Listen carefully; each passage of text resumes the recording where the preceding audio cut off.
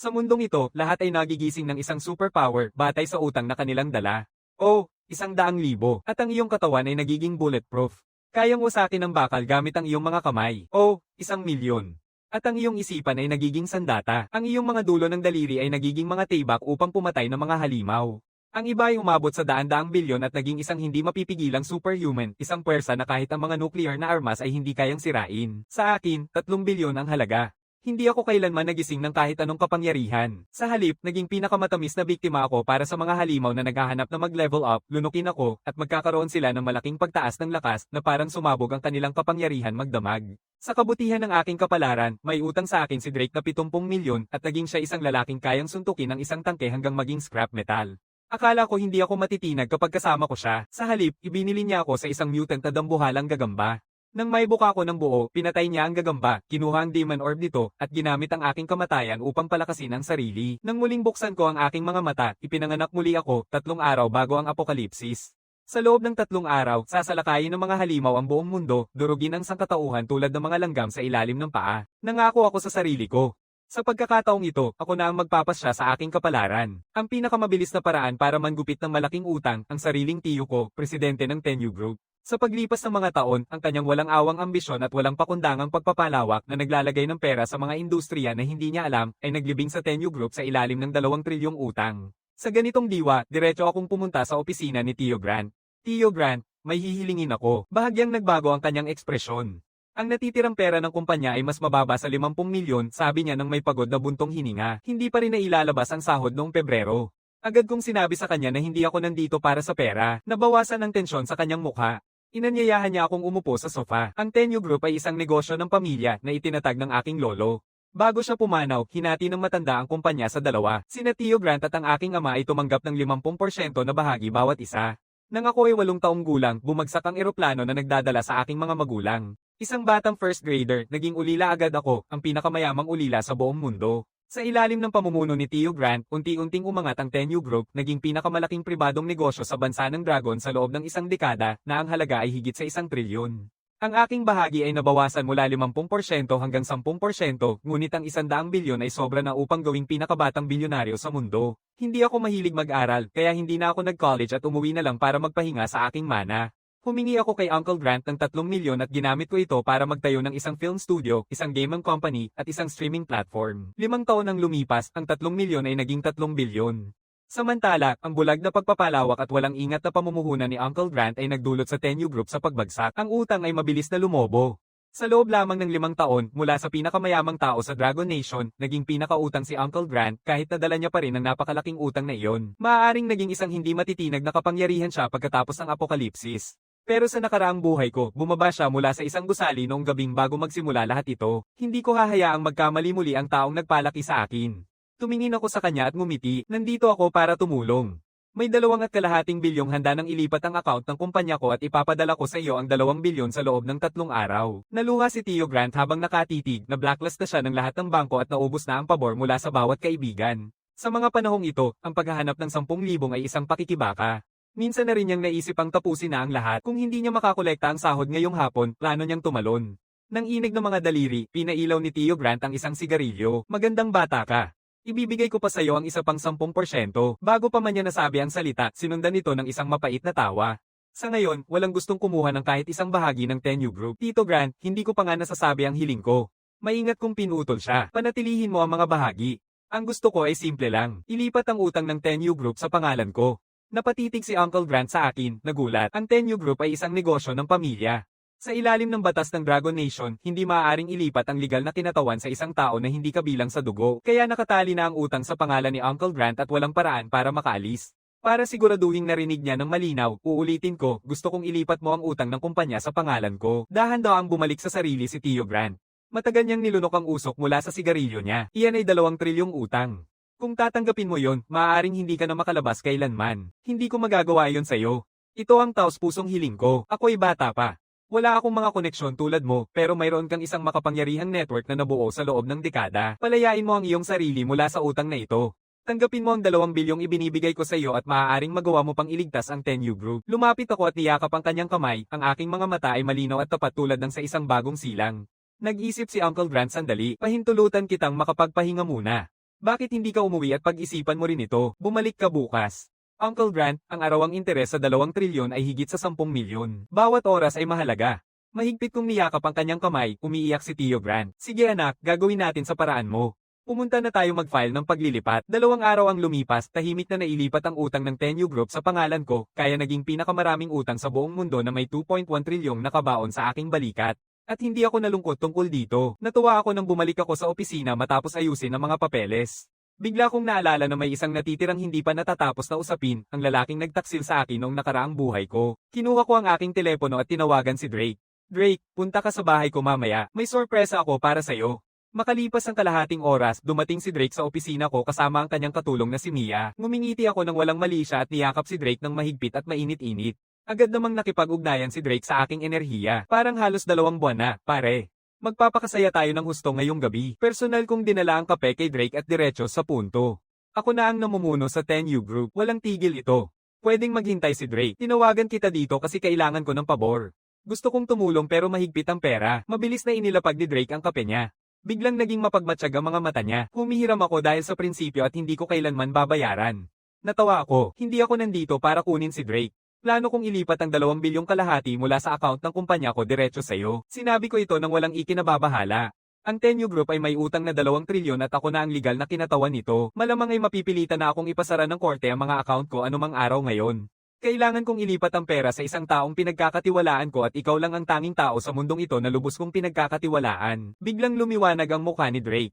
Hindi ako dito para kunin si Drake. Hindi ako nandito para kunin si Drake. Hindi ako dito para kunin si Drake. Hindi ako narito para kunin si Drake. Hindi ako nandito para kunin si Drake. Hindi ako dito para kunin si Drake. Hindi ako nandito para kunin si Drake. Hindi ako dito para kunin si Drake. Hindi ako nandito para kunin si Drake. Hindi ako dito para kunin si Drake. Hindi ako nandito para kunin si Drake. Hindi ako dito para kunin si Drake. Hindi ako nandito para kunin si Drake. Hindi ako dito para kunin si Drake. Hindi ako nandito para kunin si Drake. Hindi ako dito para kunin si Drake. Hindi ako nandito para kunin si Drake. Hindi ako dito para kunin si Drake. Hindi ako nandito para kunin si Drake. Hindi ako dito para kunin si Drake. Hindi ako nandito para kunin si Drake. Hindi ako nandito para kunin si Drake. Wala ni isang sentimo. Pag alas 9, lahat ng pera sa mga account ko ay nailipat na sa pangalan ni Drake.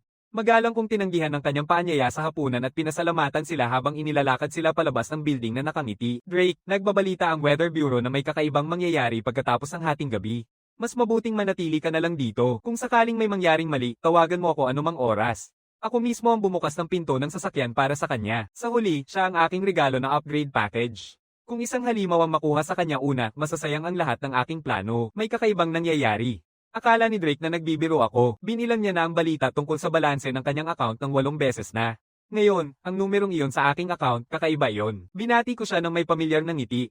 Good luck, Drake. Pagkatapos umalis si Drake, kumain ako sa kantina ng opisina, bumalik sa opisina ko, at naghintay para sa katapusan ng mundo. Di nagtagal, ang malaking kampana sa tuktok ng observation tower ay tumunog ng isang malakas na tunog sa ibabaw.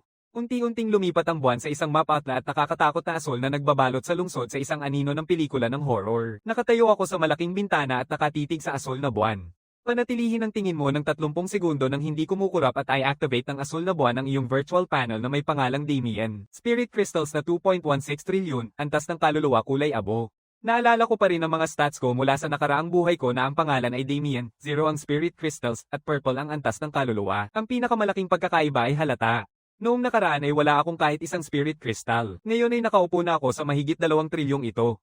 Eksaktong tugma ang bilang na iyon sa aking utang na 2 trilyon na utang ko sa spirit crystals na kinita. Pero bumaba ang antas ng aking kaluluwa mula purple hanggang gray. Ang pinakamababang antas ng lahat ng antas ng kaluluwa ay nakabase sa netong halaga ng isang tao sa sandaling nagbago ito, nakatali sa iyong mga jin pagkatapos ng apokalipsis at hindi na magbabago kahit gaano ka pa kayaman. Batay sa ranggong iyon, nakikita ng mga espiritu at mutant na hayop ang kulay na aura sa ibabaw ng ulo ng bawat tao mula sa pinakamababa hanggang sa pinakamataas na gray, berde, asul, purple, pilak at ginto.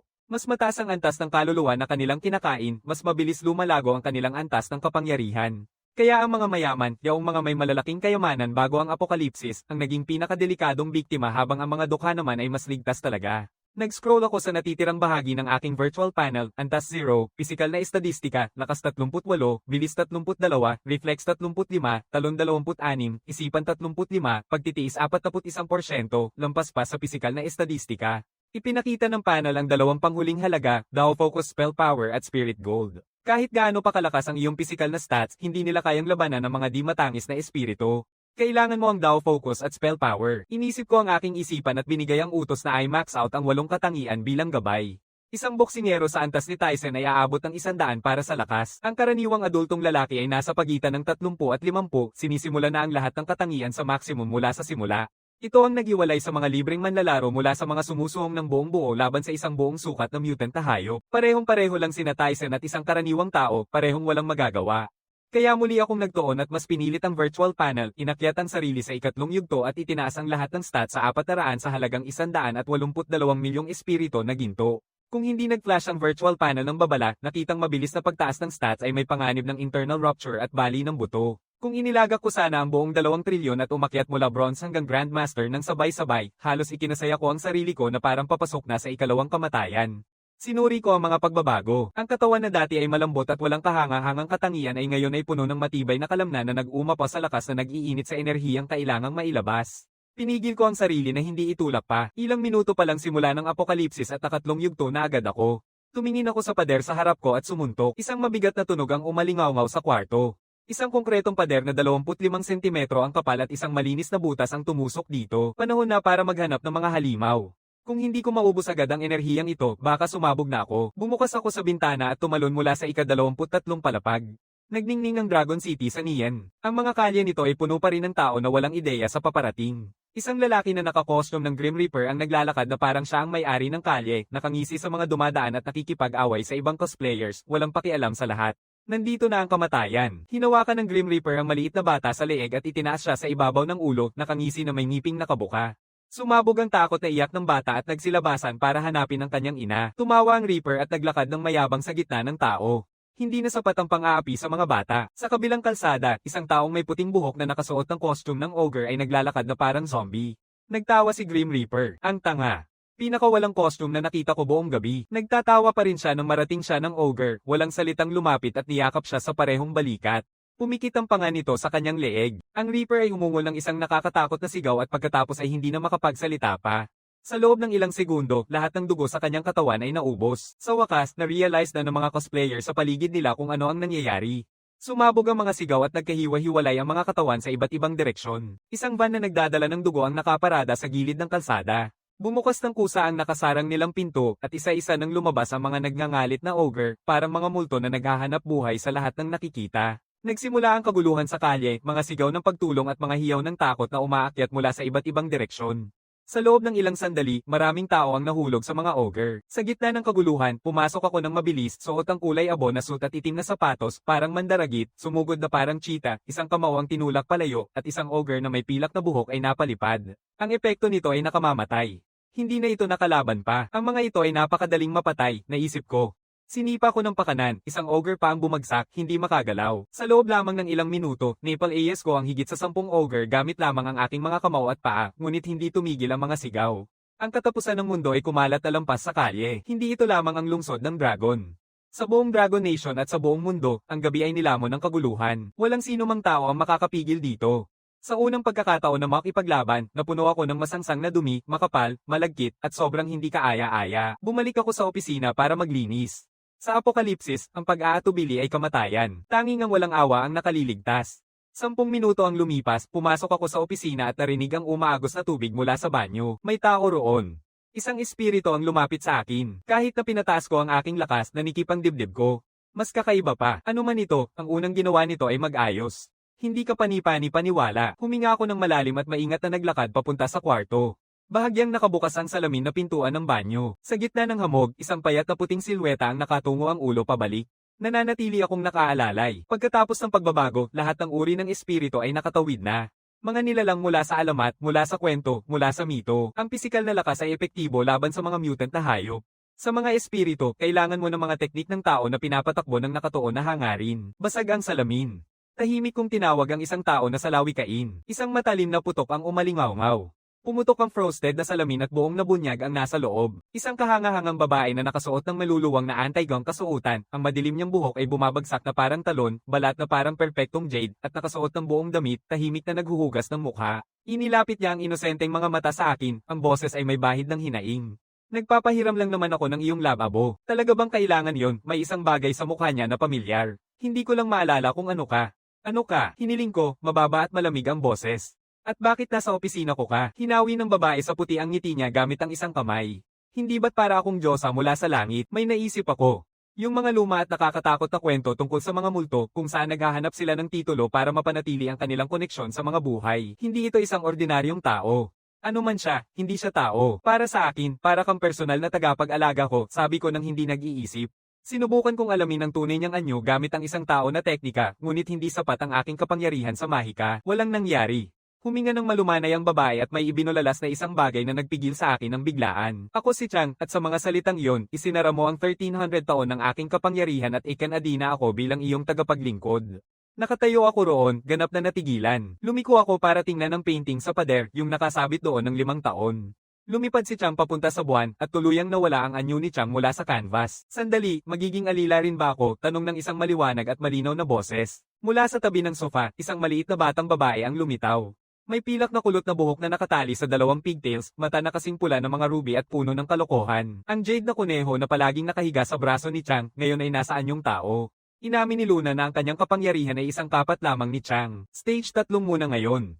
Bagamat si Chang ay May 13 yugto ng 1,000 taon na pag-aaral, ganap siyang nakatali, hindi mas matimbang kaysa sa isang ordinaryong tao. Kahit nakakaiba ang lahat ng ito, sa apokalipsis, bawat kakampi ay mahalaga. Sinabihan ko silang pareho na pwede muna silang manatili. Sa oras na iyon, tumunog ang telepono ko. Si Drake iyon. Ang kanyang boses ay puno ng takot. Damien, tulungan mo ako, may nasa bahay ko. Kinakain nito ang mga tao. Pumikit ang noo ko. Bitbit ni Drake ang isang lila na kaluluwa na may ranggong bihira at mahalaga. Hindi ko pwedeng hayaang may isang di kilalang espiritu ang mag-angkin yun. Tumayo ako at nagpaalam. Tara na, panahon na para mangolekta ng ilang experience points.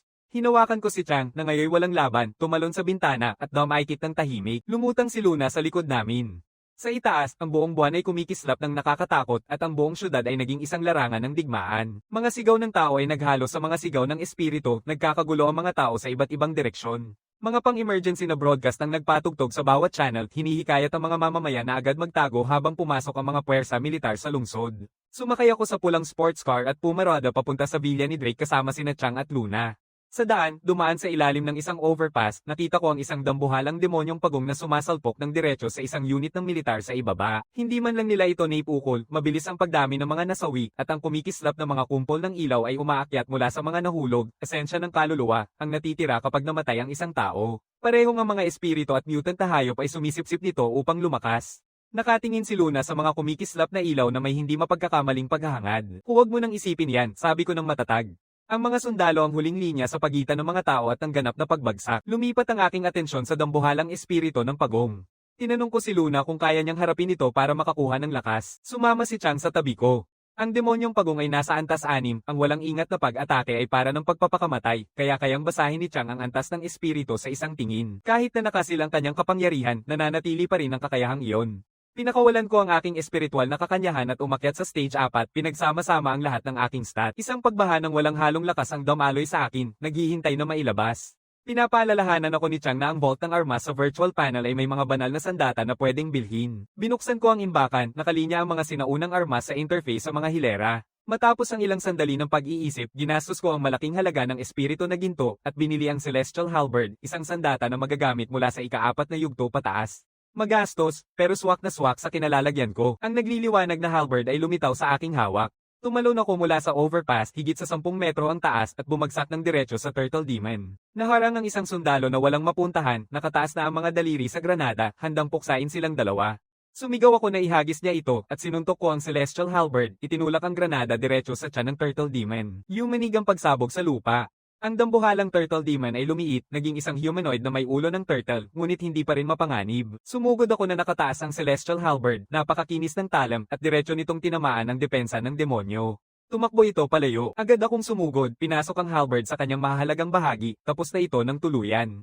Habang naglalaho ang demonyong pagong, iniwan nito ang isang pilak na orb ng demonyo at isang pagsabog ng kaluluwa na nagkalat sa paligid. Sinipsip ko ang demonyong orb. Biglang tumaas ang aking karanasan, halos isang hakbang na lang mula sa susunod na yugto. Tinawag ko si Shanga at Luna upang sumipsip ng esensya ng kaluluwa. Si Luna, na palaging nag-iisip, ang nag-alok ng karamihan nito kay Chang na wala nang natira. Nakakuha si Shanga ng kaunting lakas ng mahika mula sa pagsipsip. Hindi gaano, pero sa apokalipsis, bawat maliit na bagay ay mahalaga. Pinag-isipan ko ang pagkakataon na tanungin si Shanga tungkol sa mga patakaran ng bagong mundong ito. Sinabi niya sa akin na kapag namamatay ang mga tao, nagiging soul essence sila. Kapag namamatay ang mga halimaw, bumubuo sila ng mga demonyong bola. Ang mga tao ay umaangat ang antas gamit ang mga demonyong bola at espiritu. Ang mga tao ay lumalago sa pamamagitan ng kaluluwa, ngunit wala silang nakukuha mula sa pagpatay sa kanilang sariling uri, kaya halos hindi sila nag-aaway. Sa malinaw na mga alituntunin sa aking isipan, ibinalik ko ang Celestial Halberd sa weapon vault at nagpatuloy papunta sa Drake's Villa. Agad na nagtungo ang sundalong halos mamatay sa kanyang mga nakatataas. May isang tao roon na may kakayahang pumatay ng mga espiritu. Agad na naglabas ng utos ng investigasyon ng pamunuan. Pinilit ko ang sasakyan ng buong lakas hanggang sa tuluyang nakarating sa labas ng villa ni Drake. Binuksan ko ng mariin ang pinto at pumasok agad. Sina Shanga at Luna ay sumunod, naguguluhan sa aking kagyat na kilos. Sana hindi pa siya nakakain, sabi ko ng walang emosyon. Sa loob, nakaluhod si Drake sa isang sulok, humihingi ng buhay habang nakikipag-ugnayan sa isang espiritong tao na may ulo ng isda. Ang nilalang ay dating kanyang paboritong arawana, ang pinakamahal na isdang mabibili ng pera. Namatay na nito ang mga kawani sa bahay at ngayon ay nakatutok ang mga mata nito sa lila nitong kaluluwa. Ang isdang halimaw na specter ay unti-unting lumapit, tahasang sinabing kapag kinain si Drake ay magkakaroon nito ng malaking pagtaas ng lakas. Sa takot na wala sa sarili, sumigaw si Drake ng isang kasunduan. Huwag mo akong kainin, dadalhin kita sa isang mas karapat-dapat. Ang kaibigan kong si Damien ay nagkakahalaga ng 100 milyon. Mas maganda ang esensya ng kanyang kaluluwa ng 100 beses kaysa sa akin. Dalhin mo siya at mas makakakuha ka ng mas malaking kapangyarihan. Naintriga ang interes ng Fishman Specter. Inilabas nito ang lalamunan ni Drake at malamig na amhiyaw. Magsimula ka na, ahas na ito. Kahit harapin ang kamatayan, isusuko niya ako ng walang pag-aatubili. Napansin ko na hindi lang ang katawan ko ang nagbago. Pati ang paningin at pandinig ko ay naging mas matalim ng husto. Sa gitna ng madilim na gabi, malinaw na malinaw ang lahat tulad ng tanghali. Kahit sa kabila ng mabigat na pintuan ng seguridad, naririnig ko ang bawat salitang binibigkas sa loob at nakatukod ng mahigpit ang kamao ko. Sige, Drake. Huwag mong sabihin na hindi kita pinaghanda. Binuksan ko ng malakas ang matibay na pinto at tumawag ng may pawang pag-aalala. Drake, ayos ka lang ba? Nandito ako. Hindi alam ni Drake na sa mundong ito, ang utang ay nangangahulugang kapangyarihan. Nang makita niya si Specter na lalapit sa kanya, nagpanik siya at sa sandaling iyon naalala niya ang sinabi ko noong naghiwalay kami. Tinawagan niya ako ng instinct, hindi niya talaga inasahan na dadating ako, pero isang tingin lang sa bagay na iyon, at isinulat na niya ako, inakala na hindi ako makakatulong, at agad na lumapit para papurihan ang halimaw. Ginoo ko, ito ang kaibigang binanggit ko, karapat dapat siya sa isang kayamanan. Hindi ka magsisisi. Tiningnan lang ako ng Fishman Specter ng mabilis, saka hinawakan si Drake sa leeg at nagbulyaw, nagsinungaling ka sa akin, ang dalawa ay may kulay abo na kaluluwa, ang pinakamababang uri, hindi katulad ng ipinangako mo. Palayain mo siya. Pumintig ang lakas sa akin, enerhiyang walang hanggan na nakatago sa ilalim ng aking balat. Habang nakaturo ang daliri ko sa Specter at nagsabi ng malamig at matigas, gusto mong makipaglaban, sagutin mo ako. Ang Specter na isda ay tumawa ng pilyo at unti-unting lumapit sa akin. Aba, serbisyong pang-delivery. Matutuwa akong tatanggapin. Huwag mong ipagyabang ang sarili mo, sabi ko ng may tuyo at nakakatawang tawa. Wala kang ibang ginawa kundi isang mutant na isda. Mabilis na pumagitna si Luna kay Shanga at bulong, matibay ba ito? Binati ni Shanga si Luna sa balikat ng banayad, kalmado tulad ng dati. Mag-relax ka lang, kaya niya yon. Tinawag at pinahiya, umungol si Specter at sumugod. Hindi ako napatigil, isang kamao, isang suntok. Isang mahinang tunog ng punit, tinutukan ito ng diretso sa dibdib ang suntok at pinadapa ito sa sahig, walang malay bago pa man tumama sa lupa. Pumasok ako at tapos na ito sa ilang mabilis na galaw. Natutunaw ito bilang isang kulay abo na demonyong orb, halos kasing laki ng isang seresa. Hindi ko maiwasang mapahinga ng tahimik, isang gray tier na orb ng demonyo. Hindi man lang karapat dapat na magpawis para dito. Sinipsip ko ang orb sa aking palad at tumaas ang panel ng eksaktong 1,000 puntos ng karanasan. Huminga si Drake ng may ginhawa, at para bang hindi nangyari ang 5 minutong nakalipas, lumapit siya na nakangiti. Damien, kailan ka naging ganito kalakas? Ang swerte mo at dumating ka ng ganito. Talagang nasa bingit na ako ng problema. Banilangan ko siya ng malamig na ngiti. Akala mo ligtas ka na ngayon. Nabahala ang mukha ni Drake. Naaalala niya, iyon lang ay isang estratehiya, nag-aalangan siya. Tara na, magkapamilya tayo. Hindi ko talaga hahayaang may mangyari sa'yo. Magkapatid tayo. Bumaba ang boses ko sa lamig. Hindi iyon ang tunay na pagkakaibigan bilang magkapatid. Hinawakan ko siya at pinanatili sa lugar. Panahon ng bayaran ng utang na sumasaklaw sa 2 buhay. Nabahala si Drake. Sinubukan niyang mag-utos, ginagamit ang pangalan ng kanyang pamilya bilang panangga. Nang walang nangyari sa kanya, bumaba siya sa kanyang mga tuhod at nakiusap, inilista ang lahat ng kanyang maling nagawa. Matagal ko nang nakita ang kanyang tunay na kulay. Sa nakaraang buhay ko, pinagplanuhan niya akong pabagsakin. Sa panibago, ibinenta niya ako sa loob lang ng ilang oras. Ang apokalipsis ay walang lugar para sa awa, at ang mga traidor ay walang karapatang makatanggap nito. Lumuhad ako at tiningnan siya, magulo, kawawa, at ibinahagi ko ang lahat. Gusto mong malaman kung paano ako naging malakas, utang. Sa mundong ito, mas malaki ang utang mo, mas maraming kapangyarihang mabubuksan. May dala akong 2 trilyon. Kaya nandito ako at ikaw ay nasa sahig. Ang realization ay bumangga kay Drake na parang truck at kasunod nito ang pagsisisi. Mayroon akong utang na 200 milyon. Sana nakapagpalakas din ako. Binayaran mo lahat at tinihil mo ako sa lahat. Matalino, hindi pa rin sapat ang talino ko. Ipinanatili ko ang aking boses ng pantay. 200 milyon ang sana'y makakapag-akyat sa iyo sa mataas na antas, sobra pa para sa isang isdang tulad yun. Pero hindi talaga yon ang nakalaan para sa'yo. Tinapos ko na ang usapan, tahimik na nagsabi kay Chang at naghintay sa labas. Sa loob ng hindi hihigit sa 30 segundo, lumabas si Changge kasama si Luna. Kumusta ang kaluluwa na esensya kanina? Sa wakas na ayos na ang score na iyon, nawala na ang bigat na nakaupo sa aking dibdib. Medyo lumakas ang aking kapangyarihan, sabi ni Changge ng mahina. Lumipad si Luna na may masiglang mga mata at iminungkahi na magtulungan, maghunting ng mga espiritu, mangolekta ng esensya ng kaluluwa, mag-level up bilang isang grupo, para sa kapwa-pakinabang at mag-survive sa apokalipsis ng magkasama. Tumingin ako sa kanya ng seryoso. Hindi ako santo, pero hindi ko pinapatay ang sarili kong uri. Tanging mga espiritu at mutant na hayop na nang-aabuso sa tao ang hinuhuli namin. Medyo nanghina ang mukha ni Luna. Nag-aalala siya na hindi siya magiging sapat na malakas para protektahan ang sarili niya. Naisip ko sandali, saka binigay ko ang sagot sa kanya. Target namin ng mga espiritu na kakalipat lang ng kaluluwa. Patayin sila bago nila ito tunawin at kung ano man ang kanilang nalunok ay sa iyo na. Tumingin si Luna kay Chang. Ngumiti si Changge at naging opisyal na ang ating pangkat sa panghuhuli. Nag-vibrate ang telepono ko. Tio Gran. Agad kong sinagot at tinanong kung ligtas siya. Ang kanyang boses ay puno ng kasiyahan. Ayos lang ako, huwag kang mag-alala sa akin. Nagbago na ako. Ngayon kaya kong durugin ang mga solidong bagay at aktibo na ang virtual panel ko. 1,300,000,000 spirit crystals. Naiintindihan ko. Kahit na ipinasa niya sa akin ang utang ng grupo, may mga personal pa rin siyang utang na sapat upang i-activate ang panel. Mahigit 1 bilyong kristal ng espiritu.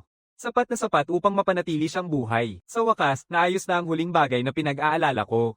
Sinabihan ko siyang manatili sa bahay at mag-ingat pagkatapos ay nagbitiw. Tara na. Panahon ng maghanap ng mga halimaw. Umalis kami ni Changge at Luna sa Villa District, sinusundan ng mga ingay ng pagsisigaw para hanapin ang mga espiritu. Sa 4 na oras na sunod-sunod, nakapatay ako ng isang espiritu na stage 3, ilang stage 2 na espiritu, at higit sa 100 stage 1 na espiritu.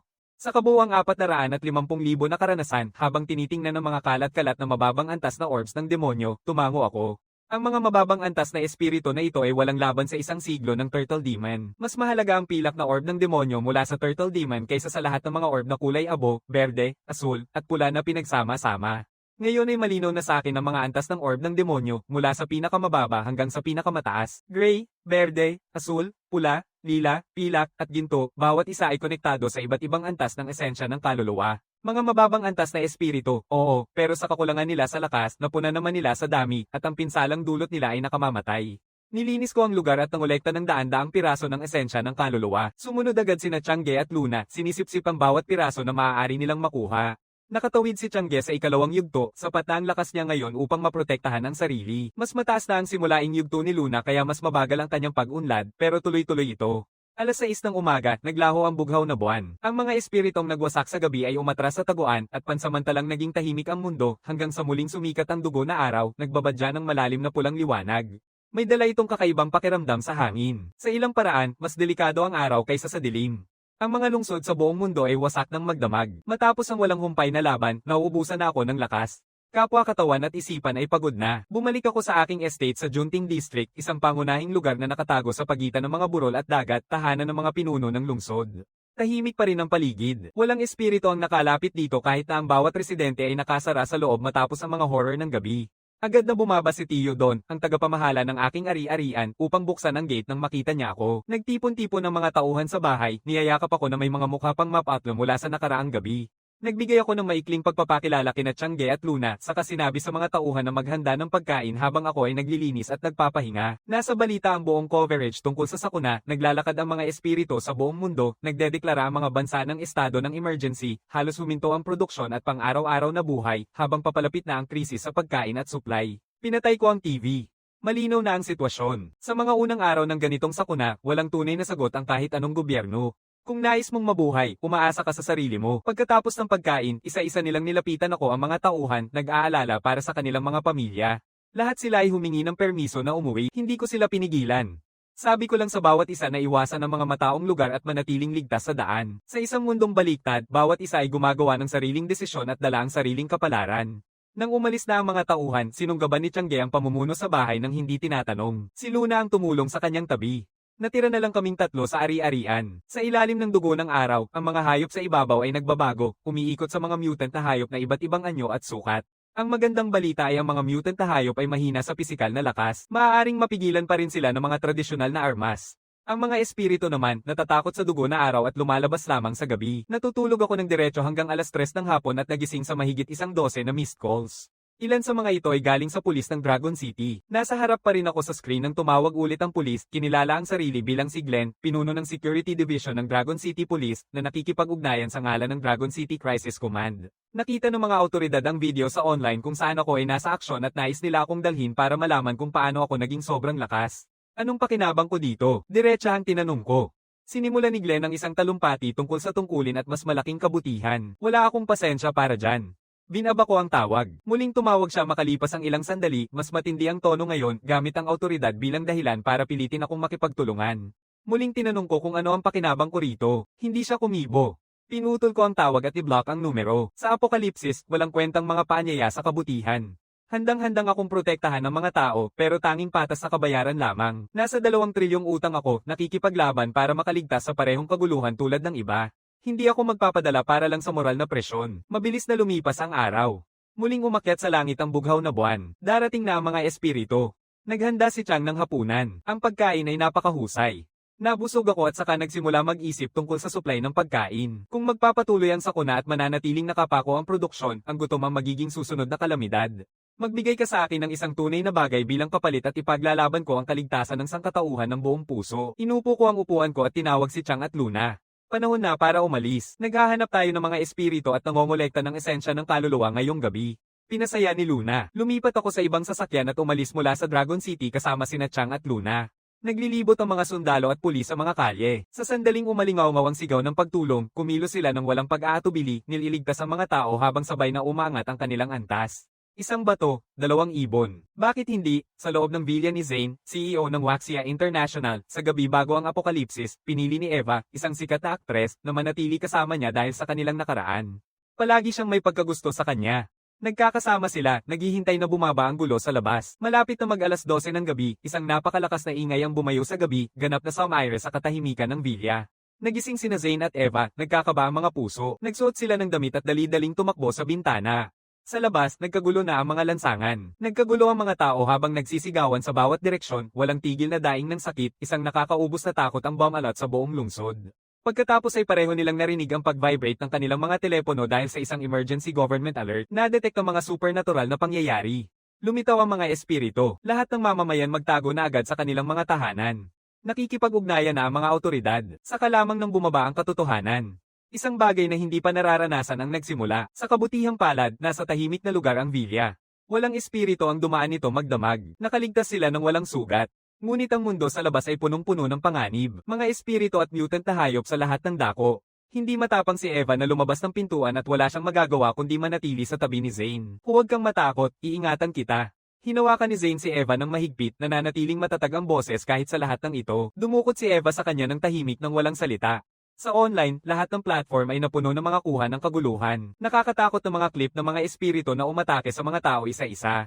Hindi mapigilan ang panonood. Ngunit isang maikling clip na in-upload ng Dragon City's military ang nagpasabog sa buong internet. Sa video, isang batang lalaki na nakasuot ng kulay abo na suit ang tumalon mula sa overpass, hawak ang halberd, at walang kahirap-hirap na pinatay ang isang dambuhalang turtle demon na may edad na daang siglo na hindi magawang tamaan ng kahit anong sandata. Ang depensa ng demonyo ay naging ganap na hindi matatablan hanggang sa isang suntok lang at ito ay naging isang pilak na bola. Pagkalipas ng kalahating araw mula ng iPost, umabot na ang video ng 30 milyong panonood. Umiinit ang mga komento.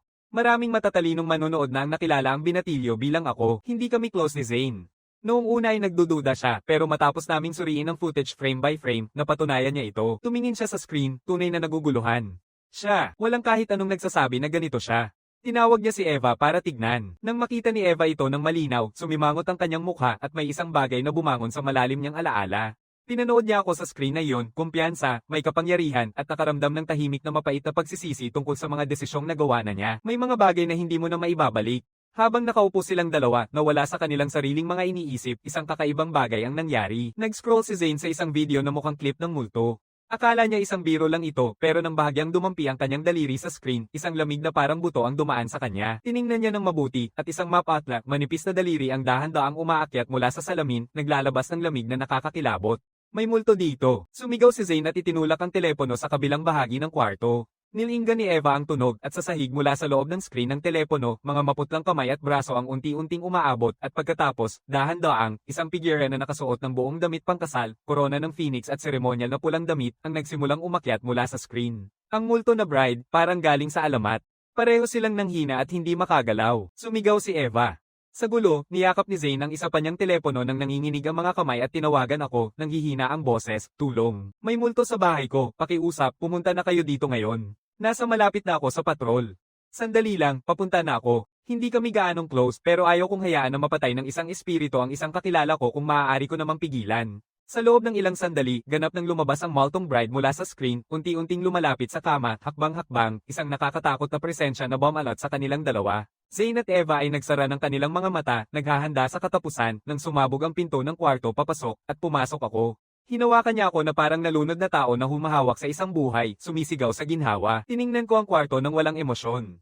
Walang pagmamadali, nakainis ang nakita ko. Agad na nagsimula si Eva na ipaliwanag ang sarili, mga salita ay bumabagsak sa takot, sinusubukang ilayo ang sarili sa isang bagay. Hindi ako nakipag-ugnayan. Bumitiw ako ng isang salita sa ilalim ng aking hininga at binigyan ng spell na nagbibigkis. Ang multo na bride ay napaatras sa gitna ng hakbang, ganap na hindi makagalaw. Napigilan ko siya sandali. Kapag bumagsak ang sumpa, ang susunod ay nasa iyo. Walang emosyon ng boses ko. Bumilis ang reflex ni Zane at bumalik ang pakiramdam sa kanyang mga paa. Tumakbo siya palabas ng bilya nang walang sapin sa paa ng buong bilis. Binaba niya ang kanyang mga tuhod sa tabi ng kama, nananawagan na huwag akong iwan. Tapos na ako dito. Inilayo ko siya sa gilid. Bigla, isang sigaw mula sa labas at pagkatapos ay katahimikan. Zane! Bumalik ako sa loob at si Eva ay tumakbo rin, nakapaa, nagmamadali. Handa na akong pakawalan siya, pero nang bumalik ako sa nakaperming Maltong Bride, may mali. Ang mga damit pangkasal ay naglaho na parang bula, nawala na ang bride ghost. Hindi siya body jump, tuluyan na siyang umalis. Biglang naintindihan ko na hindi si Eva ang tumakbo. Ito ang katawan ni Eva, pinasok at pinamunuan ng bride ng multo. Diretso akong pumasok sa bintana upang habulin siya. Sina Shanga at Luna ay maingat na sumusunod, sinusubukang pigilan ng katawan ni Eva bago makalayo ang Maltong Bride. Pero matalino ang Maltong Bride, napilitang magtago sa isang sulok na walang makaliligtas. Biglang nawala siya sa teleponong hawak ni Eva, iniwan ang basag na telepono sa lupa. Tapos na ang habulan. Bumalik kami sa villa. Inalok ni Luna ako ng pilak na esensya ng kaluluwa na nakolekta namin kanina. Si Shanga ay nag-aatubili. May mga pag-aalinlangan siya tungkol sa pag-absorb ng kaluluwa na may kaugnayang karmic. Inubos ko ito ng walang pag-aatubili, curious sa epekto nito, saka ako biglang bumagsak sa sahig na nagdulot kay Shanga ng ganap na panic. Matapos ang biro, ang esensya ng kaluluwa ang nagbigay kay Shanga ng malaking dagdag sa lakas. Malinaw na isang bagay ang nangyari noong gabing iyon. Kailangan kong patuloy na lumago. Ginamit ko ang espiritu ng essence sa lugar at pinataas ang bawat estadistika hanggang sa maximum. Di nagtagal ay umakyat ang antas ko sa stage 5. Malalim pa rin ang aking reserba ng espiritu at malaki ang pag-angat ng aking lakas. Dinala ko sina Shanga at Luna at nagpatrolya kami sa lungsod ng Dragon, pinapatay ang ilang espiritu at mutant na hayop buong magdamag. Ngunit habang nag-evolve ang mga espiritu, mas sila naging matalino, mas mahirap hulihin, mas mahirap pumatay. Hindi na katulad ng unang gabi ang hall. Bandang alas 4 ng umaga, bumalik na kami sa estate sa Junting District para magpahinga. Habang papasok ang liwanag ng araw at sumikat ang araw na may dugo, isang convoy ng mga sasakyan ng pulis ang dumaan ng mabilis sa distrito at pinalibutan ang aking ari-arian. Pinangunahan ni Glenn, matalim ang mata at naka-uniforme, na may autoridad. Maraming beses ko na siyang tinanggihan ng tawag. Ngayon, personal siyang pumunta dito, narito para dalhin ako sa investigasyon sa command center. Tiningnan ko ang mga armadong opisyal sa labas, kalmado. Binuksan ko ang gate at pinalabas si Glenn. Nagpahiwatig si Shanga na maglakad palayo ako. Tinanggihan ko siya, ayos lang ako, at sinabihan ko si Luna at siya na umakyat sa taas. Pumasok si Glenn at diretso sa punto. Sinabi niya na ang krisis ay nagbabanta sa buong lungsod at inutusan siyang humiling ng aking pakikipagtulungan. Upang matulungan ng mga autoridad na makahanap ng paraan para harapin ang mga espiritu, tumanggi ako ng diretso. Isa akong negosyante. Gusto kong makatanggap ng opisyal na bayad para sa bawat espiritong aking pinuputol, ayon sa antas, upang makatulong sa pagbabayad ng utang ng grupo. Wala sa kapangyarihan si Glenn na pumayag yun. Walang alinmang panig ang gagalaw. Inutusan niya ang mga opisyal niya na agawin ako ng sapilitan. Humag ang aking ekspresyon, isang isipan lang, at biglang nagkaroon si Glenn ng isang napaka hindi magandang problema niya mismo. Natutulog ang mga opisyal sa kalituhan, huminto ang buong sitwasyon sa isang nakakatawang paghinto habang muling binubuo ni Glenn ang kanyang sarili upang magbigay ng utos. Isang marahas na banggaan ang nanggaling sa labas. Isang gintong ahas, mahigit 20 metro ang haba, ang pumasok sa distrito, dila na kumikislap, diretso sa mga sasakyan ng pulis sa harap. Nakatitig ang dugo ng araw sa langit, ang pulang ulap nito ay bumalat sa ilog sa ibaba. Biglang nagbago ang kalmadong ibabaw at sumabog mula sa tubig ang ahas. Dati itong isang karaniwang ahas sa ilog, ngunit ang radiation mula sa dugo ng araw ay nagdulot nitong lumaki at maging isang halimaw. Ang katawan nito ay nakasuot ng makapal na nakaperming kaliskis na kumikislap ng malamig sa pulang liwanag at diretso nitong tinahak ang ilit na distrito ng Junting. Matapos makapasok, mabilis nitong nilusob ang ilang bilya, sinisipsip ang esensya mula sa mga gumagamit ng kakayahan at mga sibilyan, at sa maikling panahon ay naging isang mutant na hayop na stage 3. Naramdaman nito ang amoy ng mga supply na nakatambak sa labas ng aking gate at humarap, sumugod sa amin ng may lakas na parang pagbagsak. Bumaril na kayo. Agad na kumilos ang mga opisyal na nagbabantay sa pinto, iniutos ang pagbawi ng atake. Dumagsa ang mga baril na pang-atake ng sabay-sabay, bumubulusok ang mga bala sa katawan ng ahas, pero bawat isa ay tumama sa kaliskis nito ng walang bakas, at ang tanging ginawa nito ay pinalala nito ang hayop. Pinilipit ng ahas ang 30 metrong katawan nito, ang dila nito ay sumisirit na parang pisi, sinunggaban ng ilang opisyal na hindi nakalayo sa oras, habang ang malaki nitong katawan ay umiikot at umiikot. Mga sasakyan ng pulisya ay nawasak at naging kalat habang pinanood ni Glenn ang kanyang mga opisyal na bumagsak at walang tigil na pinaputukan ang dambuhalang ahas. Para ng mga batong binato ang mga bala. Ang ginawa lang nila ay kunin ang atensyon ng ahas at humarap ito at direktang tinungo siya, sumugod papunta sa bakuran. Sa huling sandali, kumilos ako, binawi si Glenn pabalik sa loob, pagkatapos ay tumalon ako ng 7 o 8 metro sa hangin, at isang pilak na celestial halberd ang lumitaw sa aking hawak. Bumaba na, hayop. Ang sigaw ay umalingaw-ngaw sa buong hardin. Bumaba ako ng matindi, ang talam ng sibat ay sumaksak sa katawan ng ahas. Yung mga balahibo nitong nakasuot ng baluti ay pumutok at isang malalim na sugat ang bumukas. Sumigaw ang ahas sa sakit at nagwala ng husto, pero nanatili akong magaan ang paa, laging nasa labas ng abot ng ulo, laging tina-target ang mga mahihinang bahagi sa katawan nito. Sa loob ng ilang minuto, puno na ng sugat ang ahas at nang tuluyang maubos ang lakas nito, sinubukan itong tumakas. Hindi ko yun pinayagan. Inatake ko ito, binawasan ng agwat sa ilang segundo, at tinusok ang celestial halberd diretso sa ulo nito ng isang malakas na suntok, tinapos ito. Biglang kumerba ang ahas, pagkatapos ay yumuko sa sarili nito, at naglaho bilang isang purple demon orb. Inalis ko ang celestial halberd at niyakap ang orb. Ang orb ng demonyo sa ikatlong yugto ay nagbigay sa akin ng 450,000 na puntos ng karanasan ng sabay-sabay. Nakatayo si Glenn sa aking tabi, nakabukas ang panga sa gulat. Nakikita niya lang noon ang mga kuha kung paano ako pumatay ng mas maliliit na nilalang. Nang makita niya mismo kung paano ko pinatay ang ahas, alam niya kung ano ang ibig sabihin ng aking lakas laban sa mga banta na kinakaharap ng mundong ito ngayon. Agad niyang pinag-isipan ang desisyon. Personal siyang pupunta sa alkalde at pipilitin ng isang kasunduan. Pumunta sina Shanga at Luna pababa mula sa loob, nanatili sa loob upang iwasan ang radiation ng dugo ng araw. Nanunood sila habang tinatapos ko ang ahas ng walang salitang sinabi. Magulo ang suot ni Glenn. Napansin ni Shanga at tahimik na naglabas ng karayom at ilang ekstrang pindutan, tinulungan siyang ayusin ang sarili. Nagpasalamat si Glenn sa kanya, saka agad na tumutok sa pag-aalaga sa mga nasugatan. Ang atake ng ahas ay pumatay ng 13 na opisyal. 2 pa ang malubhang sugatan. Inayos niya ang natitirang mga opisyal upang dalhin ang mga sugatan sa isang ospital na may mahigpit na bantay ng militar. Sa dami ng mga mutant na hayop, hindi makakilos ang mga ambulansya. Ang tanging opsyon ay mga police escort. Tiningnan ni Glenn ang mga nasawing opisyal, ang mukha ay puno ng dalamhati.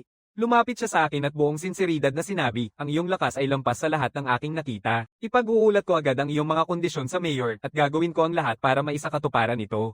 Bahagyang tumango ako. Nakita kung gaano niya kalaki ang kanyang dala, inalok kong sumama sa kanya sa City Hall. Direktang makipagkita sa mayor. Mag-usap ng harapan tungkol sa plano. Agad na pumayag si Glenn at iminungkahi na gamitin namin ang aking sasakyan, mas mabilis, at kailangang kumilos agad sila. Pinilit ko ang sasakyan ng buong lakas hanggang sa City Hall.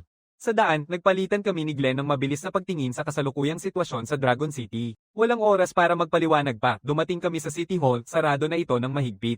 Ang 39 na palapag na gusali ang sentro ng kapangyarihan ng Dragon City, pinoprotektahan ng 4,000 sundalo na may mga tangke, helicopter, at mabigat na sistema ng depensa sa bawat panig. Ipinakita ni Glenn ang kanyang mga ID at pinayagan kaming makalusot sa parking, diretso sa command center sa ika-19 na palapag.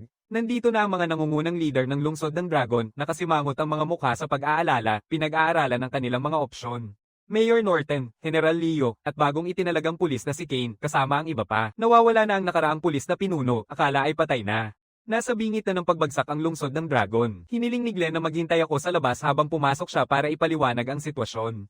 10 minuto ang lumipas, bumalik siya at tinapak ako papasok. Pumasok ako ng nakataas ang ulo at nagpalitan ng maikling pagbati sa kanilang lahat. Si Chief Kane ang unang nagsalita. Gusto niyang malaman kung paano ako biglang naging ganito kalakas. Hindi ko itinago. Pinili kong ipahayag ang katotohanan ng paunti-unti, gamit ito bilang pangganyak para sa isang patas na kasunduan. Ito ang virtual panel. Tumingin sa bughaw na buwan ng 30 segundo nang hindi kumikindat. Mag-a-activate ang iyong personal na panel. Ipinapakita nito ang iyong antas at mga estadistika at maaari mong gamitin ang mga kristal ng espiritu para magpasigla. Nagkakaroon ng magkahalong pagkalito sa paligid. Pinagpatuloy ko lang. Pinapalakas ng mga kristal ng espiritu ang bawat pisikal na katangian. Lakas, bilis, lahat ng iyon. At ang mga spirit crystal ko ay nagmumula sa pagpatay ng mga mutant na hayop. Bakit hindi ma-activate ng mga ordinaryong tao ang panel? Ang mga antas ng aktibasyon ay nagkakaiba-iba depende sa tao, sabi ko ng diretso. Maraming tao na sa buong mundo ang nagising na. Hindi na ito isang lihim na kayang itago ng sinuman. Pumiglas ang ekspresyon ni Mayor Norton. Ibinunyag niya ng diretso. Napasok na ang Dragon City. Hindi kayang pigilan ng mga karaniwang puwersa ang linya. Kailangan nila ng isang may kakayahan. At siya ay humihingi sa akin na tumindig kasama ang lungsod. Nangako siyang tutuperan ang aking mga kondisyon at opisyal na akong tatanggapin upang makipagtulungan sa mga autoridad. Tumango ako, pagkatapos ay inilatag ang pangunahing kondisyon ko. Nais kong makuha ang opisyal na pahintulot na magtatag ng isang organisasyon para sa civilian spirit hunting, ang Dragon City Guardian Corps. Ako bilang presidente, malaya akong mag-recruit at mag-train ng mga nagising na individual ng mag-isa. Hindi kailangan ng sahod mula sa gobyerno. Ang tanging kailangan ay opisyal na pagkilala sa organisasyon. Ipinilit ni Chief K na ang organisasyon ay sumailalim sa pangangasiwa ng utos. Natagpuan ni Mayor Norton ang gitnang daan. Si Glenn ang magiging vice-presidente ng Corps. Direktang mag-uulat sa command center, malaya sa pakikialam ng ibang departamento. Nag-alok si General Leo na magtalaga ng mga militar upang suportahan ako. Kapag nakasara na ang balangkas, nagsimula na akong maghanda ng mahalagang hakbang sa proteksyon para sa mga liderato na kanilang pag-isipan. Prioridad ang pagpapadala ng mga tropa sa mga ospital, planta ng kuryente, pasilidad ng tubig, at imbakan ng pagkain. Ang pangunahing infrastruktura. Patayin ang lahat ng hindi kailangang ilaw upang mabawasan ang atraksyon sa mga mutant na hayop. Isara ang bawat pasilidad ng hayop upang maiwasan ang pagbabago ng mga hayop dahil sa dugo ng araw. Pagkatapos, inilantad ko ang pangunahing katotohanan tungkol sa kanilang kinakaharap. Radiation ng asul na buwan nagbubunga ng mga espiritu na walang katawan. Halos hindi sila masaktan ng mga karaniwang bala. Ang Blood Sun ay nagmumutate ng mga hayop into mutant beasts. Yung mga ito ay kaya pangharapin gamit ang pisikal na lakas, ngunit ang mga incorporeal na espiritu ay makalalampas sa mga pader at istruktura. At nagdudulot ng malaking banta sa mga lider at mamamayan. Lumat ang kwarto sa lamig. Binigyan ni Mayor Norton ng utos na ipatupad agad ang lahat ng hakbang, at ipinangako ang buong suporta ng lungsod sa pagtatayo ng Dragon City Guardian Corps. Nagpaalam na ako sa mga pinuno, at nagpalitan kami ng mga detalye ng contact kay Glenn. Pumayag na manatiling konektado at mag-coordinate sa anumang emergency na darating. Pagkatapos ay umalis ako mula sa City Hall at nagsimulang mag-isip kung paano buuin ang Corps.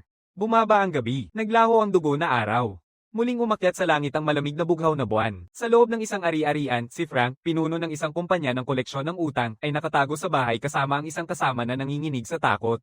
Mula nang bumagsak ang apokalipsis, hindi na siya lumabas kahit isang beses. Sa alas 11:30 ng gabi, may kumatok sa pintuan. Isang nakakainis na ritmo, dalawang matagal, isang maikli. Paulit-ulit, nakakakilabot ang pakiramdam. Parehong natakot ang dalawang lalaki. Ang ari-arian ay may limitadong access at walang sino man ang dapat naruroon sa pintong iyon sa oras na iyon. Anumang kumakatok ay hindi tao. Pamikot si Frank sa loob ng aparador at huminga ng malalim. Ang kasama niya ay nagkaroon ng tapang na tawagan ng pulis, umiiyak habang humihingi ng tulong sa telepono. Nasa duty si Glenn sa dispatch room noong oras na iyon. Tinanggap niya ang tawag at agad akong tinawagan. Nagkakaroon ng aktibidad ng espiritu sa isang estate. Gusali 6, Unit 2, Kwarto 1701. Ang residente ay si Frank Zhang, humihingi ng tulong. Nasa patrol na ako kasama sina Shanga at Luna, nililinis ang mga ligaw na espiritu sa buong lungsod. Agad kong pinaharurot ang sasakyan at nagtungo sa Tot Estate habang sinabihan si Glenn na ipasa ang panlaban. Ang multo na kumakatok ay umaasa sa ingay. Buksan ng maluwag ang pinto at huwag bigyan ito ng pwedeng katukin, mawawalan ito ng lakas na makasakit. Pansamantalang solusyon pero nakakatulong ito upang makapag-ipon ng oras. Sinunod ng kanyang kasama ang mga tagubilin at binuksan ang pinto. Ang kumakatok na multo ay hindi pumasok. Sa halip, ito ay lumipat sa pintuan ng kapitbahay. Hinuli nito ang biktima doon, saka bumalik sa bintana ni Frank at nagsimulang kumatok sa salamin. Dalawa, isang maikli, isang mahaba. Parehong napatras sa takot ang dalawang lalaki. Ang kasama, desperadong mabuhay, binuksan ang bintana at pumasok ang kumakatok na multo at agad na sumaikop sa kanya. Pinanood ni Frank ang kanyang kasama na bumagsak at nawala ang lahat ng kanyang kontrol. Tumakbo siya, umiiyak para humingi ng tulong. Sa sandaling ang mantsa ng espiritu ay nakatakdang isara ang kanyang lalamunan, isang madilim na anino ang sumabog sa bintana na may matalim na utos. Daliri ng Taybak. Pumasok ako sa salamin at humarap ng harapan sa kumakatok na multo. Pinark ko ang dilaw na Ferrari sa ibaba, lumipad mula sa convertible, at direktang pumasok sa pamamagitan ng bintana. Bawat pinto at bintana ay nakabukas. Isang malakas na hangin ang dumaan sa sala, humawak sa aking balabal habang nakatayo roon, malamig at matalim ang presensya. Isang mahina at berdeng ilaw ang kumislap mula sa aking mga daliri, at sumabog na parang isang taybak patungo sa matandang nakasuot ng tradisyonal na jacket. Sa puntong ito, ang aking focus sa tao at spell power ay parehong nasa 700, hindi pa sapat upang ganap na maisakatuparan ang blade finger. Kaya ang inilabas mula sa aking kamay ay parang isang maikling, matalim na sipa ng enerhiya, diretso sa puso ng multo. Nakuha ang spell power na 700, lahat ng aking naipundar hanggang sa puntong ito ang ginamit ko. Pagkatapos iwanan ng City Hall, ginastos ko ang 32 milyon na espiritu na kristal para itulak ang sarili ko sa stage 6, bawas ang 370,000 na puntos ng karanasan na nakuha ko na mula sa mga paghunting noong nakaraang gabi. Netong gastos, 31.6 milyon. At ginastos ko ang 51.2 milyong espiritu na ginto para itaas ang lahat ng 8 katangian sa 700 at nakaramdam ako ng malalim na pag-angat ng enerhiya na sumadsad sa aking puso, ang kapangyarihan ay kumakalat palabas sa mga alon. Kinuha ko si Shanga at Luna pabalik para mag-hunting, ang pinakamainam na paraan para makawala sa stress. Alam ko naman ang katotohanan, hindi kailanman magiging sapat ang mag-isa lang sa laban. Sa presensya ng dugo na araw at asul na buwan, patuloy lang ang pagdami ng mga espiritu at mutant na mga hayop. Ang core ng tagapagbantay ng Dragon City ang nag-iisang paraan para mapanatili ang depensa, at ang pag-recruit ng mga tao na may malalaking utang ang pinakamabilis na paraan para makabuo ng isang mahusay na koponan.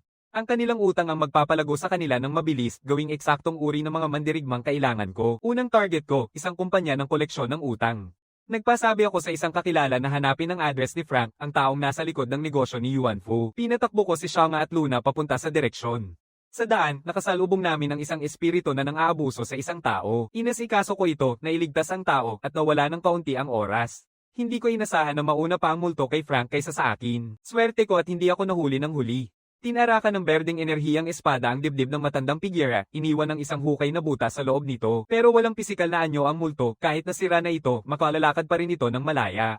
Hinadlangan ng aking lakas, humarap ito at nagmadaling tumakbo sa takot. Pumasok sina Shanga at Luna, pero hindi sila sumugod gaya ng utos ko. Bawat isa ay kumuha ng kanilang mga telepono at ni-record ang exorcism mula sa iba't ibang anggulo, ebidensya para sa susunod. Kaya hindi maipaliwanag ni Mayor Norton ang bayad na akin, kahit na si Shanga ay ginaya ang isang reporter, matatag na hawak ang telepono at buong dedikasyon na nagre-record. Mukhang kahanga-hanga ang kanyang pagpapanggap. Saan ka pupunta? Nagbitiw ako ng malamig na pagtawa, pinindot ang dalawang daliri sa aking templo, inubos ang lahat ng intensyon, nilinis ang isipan, pinaganya ang panloob na teknik, at sumigaw. Ang daw ay dumadaloy mula sa puso, ang mahika ay sumusunod sa kalooban. Ang matandang pigyera ay sumugod sa pintuan at bumangga sa isang di nakikitang pader ng puwersa, hindi ito ganap na nakasara, ngunit sapat upang itulak ito pabalik ng 4 o 5 hakbang. Mas pinataas ko pa ang lakas ng spell, nagpatong-patong ng pader sa bawat direksyon, ganap na isinara ito hanggang sa kumislap ang takot sa mukha ng matandang pigyera. Pinagsama ko ang lahat ng aking konsentrasyon at mas pinilit ko pa. Pagmamanman ng bundok, walang tunay na bundok ang dumating, ngunit isang napakalaking bato ang biglang nabuo mula sa wala at bumagsak ng malakas sa matandang pigyera at sa mga pader ng enerhiya ng sabay. Isang sandali ng pagbagsak at ang matandang pigyera ay naglaho bilang isang pulang demonyong orb. Target na Knocking Spectre, pagtatalaga 003, pinalitan. Si Shanga ay huminto sa pag-record at sinavenue ang footage, pagkatapos ay in-upload ito sa cloud storage para sa kaligtasan. Inabsorba ko ang demonyong orb, 300,000 pa na experience points. Ang esensya ng kaluluwa na hindi pa natutunaw ng Knocking Spectre ay nahati sa pagitan ni Shanga at Luna. Sa kanilang ayos, kinuha ni Luna ang mas mababang uri ng esensya ng kaluluwa, habang si Shanga ang nag-angkin sa nag-iisang purple na esensya ng kaluluwa. Si Frank ay buong panahon ay nanginginig na parang sirang bangkay. Nang lumapit ako sa kanya, bumagsak siya sa sahig at umiyak. Niligawan ko siya at binigay ang sigarilyo, sinabihan siyang magpakatatag. May kailangan akong pag-usapan. Patuloy na nanginginig, nagawa ni Frank na tanungin kung sino ako. Sinabi ko ng diretso, presidente ng Dragon City Guardian Corps, na inaatasan ni Mayor Norton, kami ang nangangasiwa sa paglilinis ng espiritu at proteksyon ng sibilyan. Pagkatapos mag-ayos at mapanatili ang kanyang katatagan, diretso na ako sa punto. Nais ko ang buong listahan ng utang ng kanyang kumpanya. Nang marinig niya kung ano talaga ang gusto ko, kitang-kita ang ginhawa sa mukha niya. Akala niya nakaligtas siya ng mura. Tumingin ako sa kanya ng diretso at agad na nagpatuloy. 100 milyon para sa pagtakas. Mas mahalaga ang buhay niya kaysa yun at sinabi ko iyon. Nabahala ang mukha ni Frank. Nagsimula siyang makipagnegosasyon at nagbanta pang tatawagan ang pulis. Ngumiti ako sa sinabi niya. Sinabi ko sa kanya kung sino talaga ako, ang pinuno ng grupong Tenyu. Patay man o hindi, nasa ibang antas ako. Bukod pa rito, nung inisalba ko si Zane mula sa Huaxia International kagabi, ang karaniwang bayad ay 1 bilyon. Ang 100 milyon para kay Frank ay halos kawang-gawa na. Tahimik si Frank nang marinig niya ang pangalan ko pero pinilit pa rin niyang itulak ang presyo. 10 milyon ang pinakamataas na kaya niyang ibigay, sabi niya. Tumigil ako sa pagsasalita at tiningnan si Luna. Naiintindihan agad ni Luna. Tahimik siyang bumalik sa kanyang tunay na anyo at pumasok sa banyo. Akala ni Frank na tuluyang nawala na ako sa usapan, kaya tuwang-tuwa siya. Agad niyang ibinigay ang isang USB na naglalaman ng 100,000 record ng mga nangungutang, kasama ang isang contact number. Ang pagkakahawak ng kanyang mga daliri ay nag-iwan ng mga bakas na 1 sentimetro ang lalim sa plastic. Tumalikod ako at umalis kasama si Chang Yi. Sigurong tatawag siya sa lalong madaling panahon.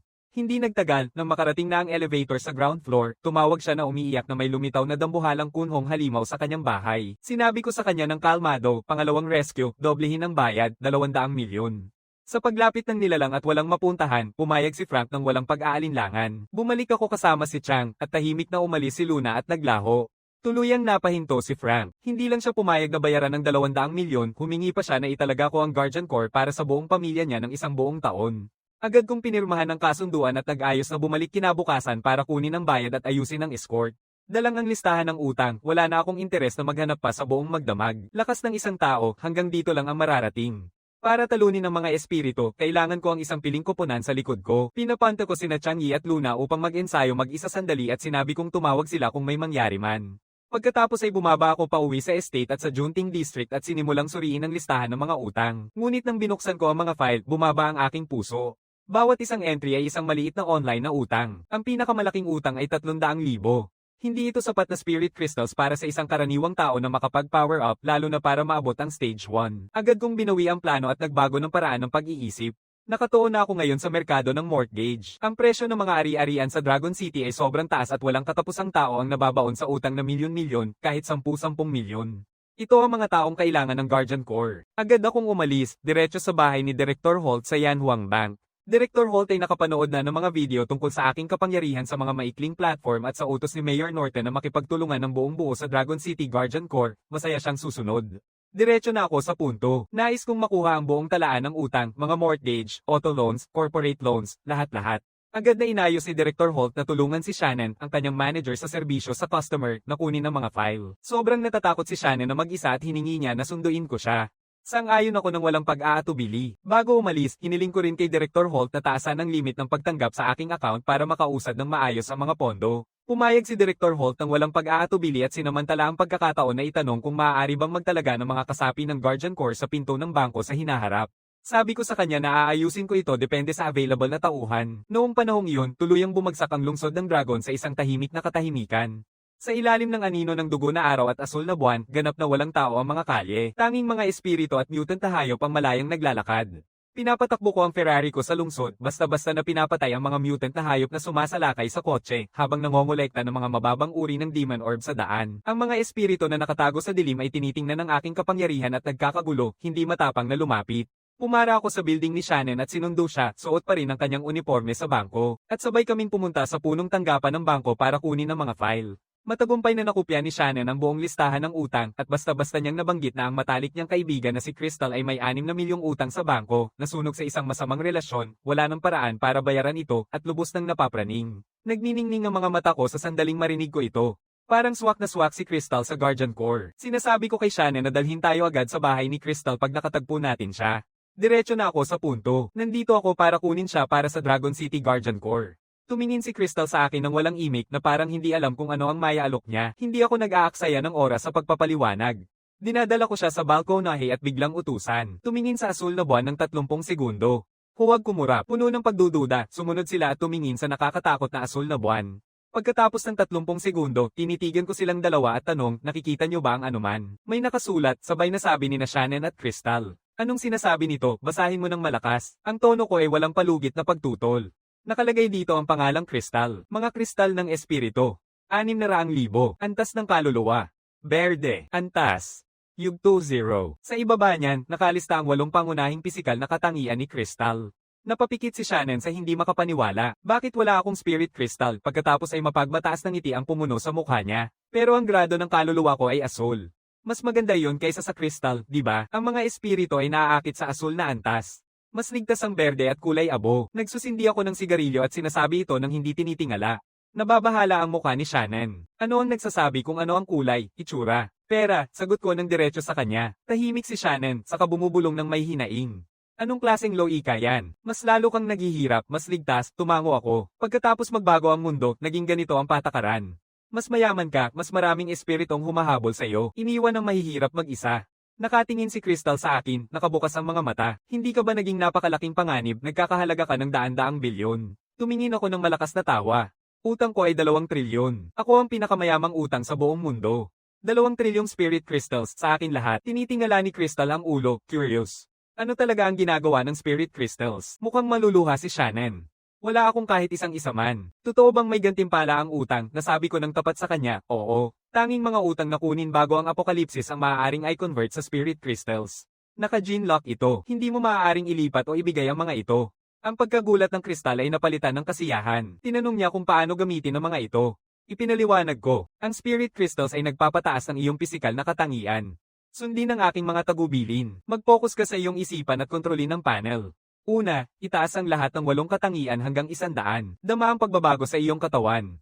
Ginagawa ito ng kristal at napapasinghap. Pakiramdam ko'y kamangha-mangha para akong babagsak sa lakas. Agad akong sumusunod. Gumastos ng 1 milyon na spirit crystals para umakyat sa isang yugto, tapos ay max out ang iyong tao focus at spell power, at gamitin ang natira para punan ang natitirang stats mo. Matapos itong ayusin, iniulat ni Crystal na mayroon siyang natitirang 3,956,670 spirit crystals. Siya ang aking unang kasapi. Sabi ko na ang sobrang bilis mag-level up ay maaaring magdulot ng pagbabalik ng dugo o masira ang kanyang mga tendon. Humihinto ako at bibigyan siya ng mabilis na paliwanag kung paano nakikipaglaban ang pagpapalago sa mga espiritu, binibigyang diin na unahin ang pag-maximize ng tao focus at spell power. Yun ang epektibo laban sa mga espiritong walang katawan. Ano man ang sabihin ng presidente, susundin ko, sabi ni Crystal ng buong puso. Opisyal kong itinalaga siya bilang kasapi ng Dragon City Guardian Corps na may titulong 003. 001 ako, 002 si Glenn, ang opisyal na pangalawang pangulo na itinalaga ng mga autoridad. Sinasabi ko kay Crystal na protektahan muna si Shannon at maghintay ng karagdagang utos at nililinaw ko sa kanilang dalawa na ang lahat ng nangyari ngayong araw ay mananatiling lihim, may seryosong parusa sa sinumang magbubunyag. Naiinis si Shannon na wala siyang spirit crystals pero napilitan siyang pumayag. Kapag ayos na ang lahat, binuksan ko ang bintana at tumalon palabas. Nanginginig si Crystal, nag-aalala na baka masaktan ako sa pagtalon mula sa ika-7 palapag. Tumingin si Shannon ng may pagod. Sa kanyang lakas, kaya niyang tumalon mula sa ika-100 palapag ng walang sugat. Umalis ako sa neighborhood ni Crystal at dumaan sa villa ni Drake pauwi. Naaalala ko ang 2 bilyong utang na ipinasa ko sa kanya at huminto ako. Panahon na para kunin ko. Gumagalaw palabas ang mga pinto ng villa, pareho pa rin ang itsura ng bakura nang iwan ko ito noong isang araw. Nung malapit na akong pumasok, isang taong nakasuot ng puting sombrero at itim na jacket ang mabilis na lumabas, bit-bit ang backpack. Tumigil ka dyan. Ibinuka ko ang mga braso ko sa likod at hinarang ang daan. Ang anyo ay napako, pagkatapos ay binaba ang sombrero upang ipakita ang isang nakakatakot na mukha na may mga pangil at sumigaw ng kakaibang sigaw. Sinusubukang takutin ako. Mas matalas ang aking paningin kaysa sa kahit sino. Isang tingin lang at malinaw kong nakikita, isang magnanakaw lang sa anyo ng isang espirit. Tumawa ako ng malamig. Magandang try, hindi mo alam kung sino ang kalaban mo. Nang mapagtanto niyang hindi epektibo ang gimmick, naglabas siya ng kutsilyo, humingi ng pabor na umalis ako sa daan, at nagsimulang umiyak tungkol sa lahat ng pinagdaanan niya. Pinaraming pamilya niya ay higit sa 100 milyon ang halaga noon, ngunit nang makipag-away ang kanyang ama kay Drake, naging brutal ang paghihiganti. Bumagsak ang kumpanya na may utang na 80 milyon, hindi na kinaya ng kanyang ama at nagpakamatay. Lahat ng utang na iyon ay napunta sa kanya. Pumunta siya dito sa gitna ng kaguluhan upang tapusin ang laban kay Drake at bawiin ang nawala sa kanyang pamilya. Nang marinig kong may utang siyang 83 milyon, biglang gamaan ang pakiramdam ko. May tapang at talino siya, handang harapin si Drake sa gitna ng apokalipsis at nakaupo sa isang malaking pool ng spirit crystals mula sa utang na iyon. Eksaktong uri ng tao ang kailangan ko. Nang makita kong hindi ako susuko, sumugod siya sa akin gamit ang kutsilyo. Para sa akin, parang isang pagong na umaakyat. Halos hindi ako kumilos, pinipiga ang taybak sa pagitan ng hintuturo at gitnang daliri ko at pinaputol ito ng madali lang. Napaatras siya sa takot, nagtatanong kung tao ba ako o espiritu. Sinabihan ko siyang tanggalin ang maskara sa isang boses na hindi nagtatanong pa. Tumanggi siya. Iniisip ko ang aking isipan, nagbibigay ng isang matalim na utos at ang maskara ay nagkakalat sa alikabok. Nasa ilalim ay isang batang mukha, nasa gitna ng 20, matalim ang mga katangian na may bahid ng pinaghalong lahi, kahit na nanginginig ang kanyang mga paa. Pinipilit pa rin niyang magpanggap na matapang, sinasabing gagawin niya ang lahat para maghayganti. Hinayla ko siya papasok at diretsyong sinabi, Drake ay naayos ko na. Nabibighani siya, tapos ay nakaramdam ng ginhawa. Ipinakikilala niya ang sarili bilang si Leon. 83 milyon ang utang, walang pamilya, nagkakasya sa paghatid ng pagkain. Ang kanyang kwento at tapang ay kahanga-hanga sa akin. Iniaalok ko siya ng isang mamahaling sigarilyo at ipinakikilala ang sarili bilang pinuno ng Tenyu Group at ang exorcist na nagpapalakas sa Dragon City. Agad akong nakilala ni Leon at sinabing pasok siya nang walang pag-aatubili. Formal ko siyang inirehistro sa Dragon City Guardian Corps bilang opisyal na 004 at pinaalalahanan siyang panatilihing lihim ang lahat at sundin ang mga utos. Tinitingnan ko ang pera, mga gintong bar at iba pang mahalagang bagay sa kanyang backpack at ibinabalik ko ang lahat sa kanya. Pagkatapos, binubuksan ko ang briefcase ni Drake at kinukuha ang kanyang mga bank card at ID, ang mga patunay na kailangan ko para mabawi ang 2 bilyong kalahating utang. Walang ibang makaka-access nyun. Para sa akin, madali lang. Dinadala ko si Leon sa bakuran at sinabihan siyang tumitig sa asul na buwan ng 30 segundo upang i-activate ang panel. Nagsasalita si Leon nang hindi makapaniwala habang lumalabas ang isang virtual na screen sa harap niya. Pangalan, Leon. Kristal ng Espiritu, 83,270,086. Antas ng kaluluwa, kulay abo, antas, yugto 0. Lahat ng 8 pangunahing katangian mula 30 hanggang 50. Mag-focus ka sa isipan mo, umusad sa stage 3, at itaas ang lahat ng katangian sa 400. Ako ang magbibigay ng utos ng direkta. Gagawin ni Leon ang eksaktong iyon. Ang mga kristal ng espiritu ay mabilis masunog at nakarating siya sa yugto 3, ngunit nang ma-max out ang lahat ng katangian, ang kanyang katawan ay nagliliyab sa init, ang enerhiya ay sumisirit sa loob, halos sobra na para mapanatili. Sundan mo ako, sabi ko sa kanya. Kailangan niyang sunugin ito. Tumatalon ako palabas ng villa. Sumunod si Leon at sa sariling gulat ay nakalampas siya ng ilang dosenang metro sa isang hakbang. Sinasaliksik namin ang kalye sandali. Isang mutant na Tibetan Mastiff kasing laki ng isang hipo ang biglang sumulpot mula sa wala, may sariwang dugo sa mga panga nito. Malinaw na nakapagsimula na ito ng patay. Patayin mo na ito. Lumakad ako palayo at hinayaan si Leon na maranasan ang kanyang unang tunay na laban. Isa lamang itong mutant na hayop na nasa stage 2 na mababa ang antas. Gamit ni Leon ang kanyang kapangyarihan sa stage 3 para mapalupig ito matapos ang isang maikling laban. Kinuha ko ang aking telepono at sinimulang i-record, itinatabi ang kuha ng patay, patunay na kailangan para sa gantimpala mula sa gobyerno sa huli. Matapos ang laban, bahagyang bumaba ang hindi mapakalinyang enerhiya sa loob ni Leon. Nagbalik siya, kitang-kita ang kasiglahan. Sinasabi ko na ang kanyang mga kristal ng espiritu ay nagmula sa kanyang utang at ang lahat ng kanyang pinagdaanan ay iyon ang sinasabi nilang, ang kamalasan ay taguan ng swerte. Pinayuhan ko rin siya, sa apokalipsis, mas malaki ang iyong kapangyarihan, mas mabigat ang iyong responsibilidad. Sundin ang pangunahing kodigo ng Guardian, huwag magpasikat sa pag-level up para lang sa sarili. Nagpapalitan kami ng contact info, sinabihan ko siyang mag-ensayo mag-isa muna, mag-hunting ng mutant beasts para makabuo ng karanasan.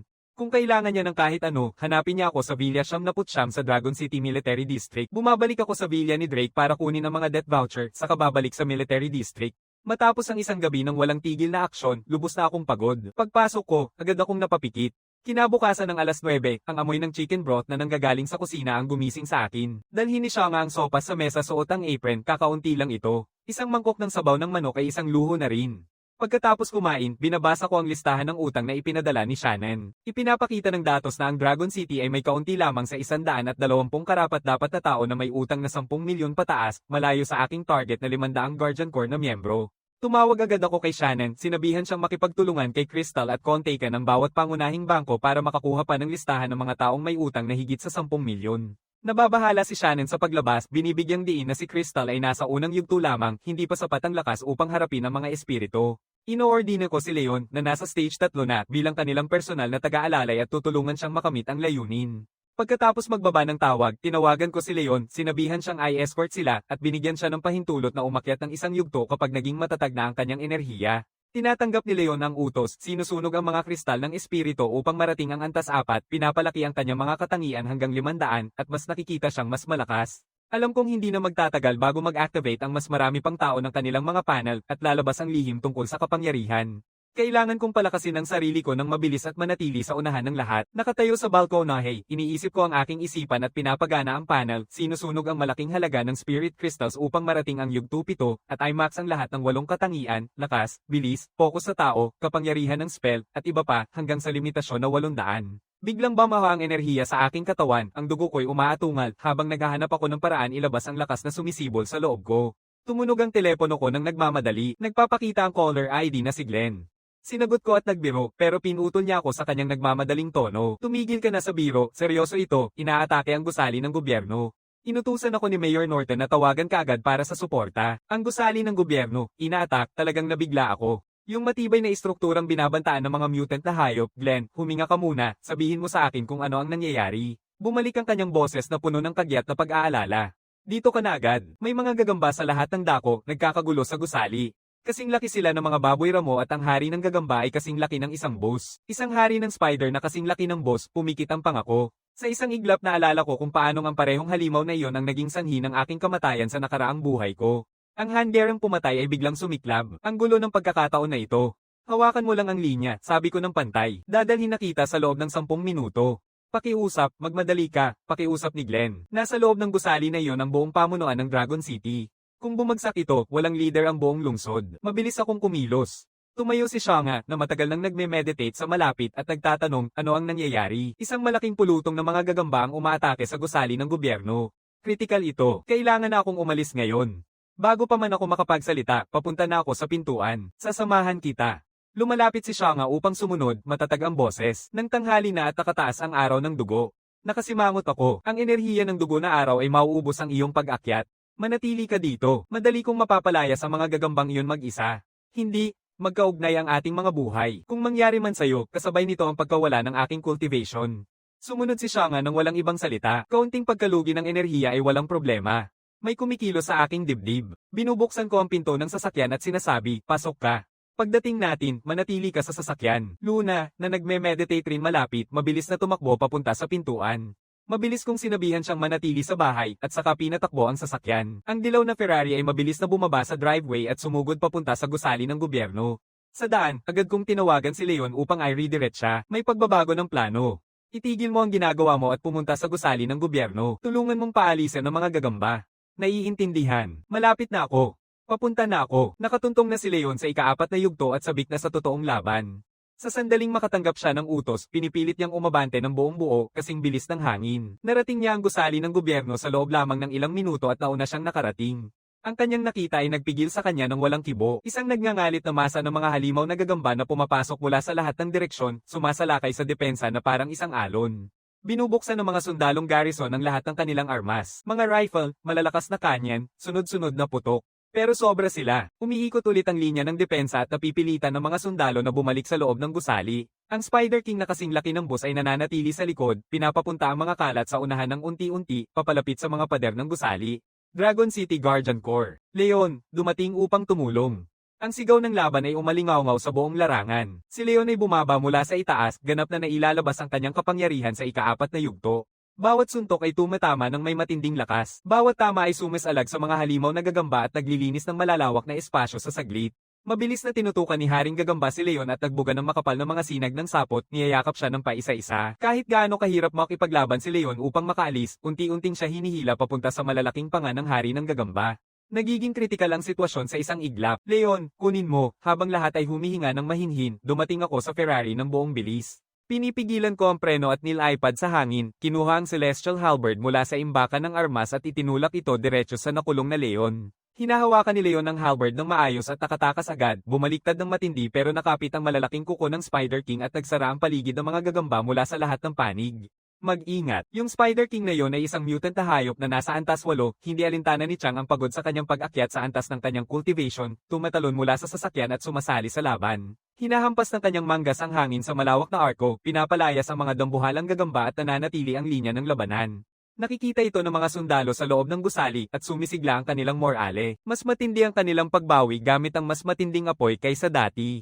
Nakikita ang lawak ng dambuhalang hukbo, sobra sa kaya ng karaniwang atake, agad kong binuksan ang virtual na imbakan ng armas at tinutukan ang mataas na antas na celestial flambeau na pwedeng i-rente sa totoong mundo. Ang mga palaso nito ay nagdadala ng tunay na apoy na hindi tinatabla ng depensa, perpekto para putulin ang ganitong kalaking hukbo.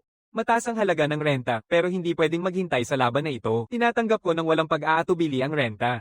Nananatili ang celestial flambeau sa aking mga kamay. Pinapalo ko ang isang madilim na pulang palaso at binibitawan ng pana hanggang sa pinakamataas na tensyon. Binabalik ni Leon ang 100 metro. Binibigay ko ang Senadorias. Ang pana ay dumaan sa hangin at sumabog sa isang nagliliyab na apoy na sumalubong sa larangan. Ang bawat gagamba sa saklaw ay nilamon ng tunay na apoy sa isang iglap. Isang putok ang pumuksa ng halos 1,000 gagamba. Diretso nitong tinamaan ang baluti ng Hari ng Gagamba na nagdulot ng sigaw ng sakit. Lahat ng nanunood mula sa loob ay nabigla. Ang ganitong kapangyarihan ay lampas sa anumang karaniwang armas. Ito ay nasa ibang antas talaga. Sinasamantala ko ang pagkakataon, tumatalon sa bubungan ng gusali para makuha ang mataas na posisyon at paulit-ulit na magbuno. Bawat palaso ng tunay na apoy ay nililinis ang isang malaking bahagi ng hukbo. Ang ikatlong palaso ay dumiretso sa bungo ng hari ng gagamba. Ang hayop na pumatay sa akin sa nakaraang buhay ko ay agad na nilamon ng tunay na apoy at naglaho bilang isang napakagandang pilak na demonyong orb. Talo na ang laban. Inilalagay ko na ang Celestial Flame Bow. Masyadong mataas ang presyo nito para gamitin ng walang pag-iingat. Kaya't iniaalok ko kay Leon ang Celestial Howlbird bilang gantimpala sa mahusay na pakikipaglaban dahil ang malinaw na gantimpala at parusa ang bumubuo sa isang tunay na koponan. Pinipilit ng mga sundalo na kunin ang bentahe at salakayin ang natitirang mga gagamba. Marami sa kanila ang sumusunod sa halimbawa ni Leon at niyayakap ang mga nagkalat na Demon Orb, pinapalakas ang kanilang sariling lakas. Naglalakad ako pabalik sa larangan ng labanan. Lumapit si Glenn na may dalang sandata, nagtatanong kung ayos lang ako. Tinitingnan ko ang kasama kong nakipaglaban sa akin at ipinapasok ko ang pilak na Demon Orb na iniwan ng Spider King sa kanyang palad. Ito ay mula sa isang Mutant Beast Stage 8. Makakatulong ito sa iyo na mabilis na makalusot sa susunod na antas at ma-unlock ang potensyal ng paglago ng iyong katangian. Nakatitig si Glenn dito, nahahati sa pagitan ng gulat at kasiyahan. Sinusunod niya ang aking utos at niyayakap ang orb, agad niyang nararamdaman ang isang alon ng kailan uwan na dumaloy sa kanya. Lumalakas ang kanyang pandama, sumisigla ang kanyang pisikal na lakas. Naka-activate na ba ang iyong virtual panel? Pinapanood ko ang huling mga kalat na kumalat at nagpasya na huwag na silang habulin. Hinawakan ko si Glenn sa braso at nagtungo kami sa liderato ng Dragon City.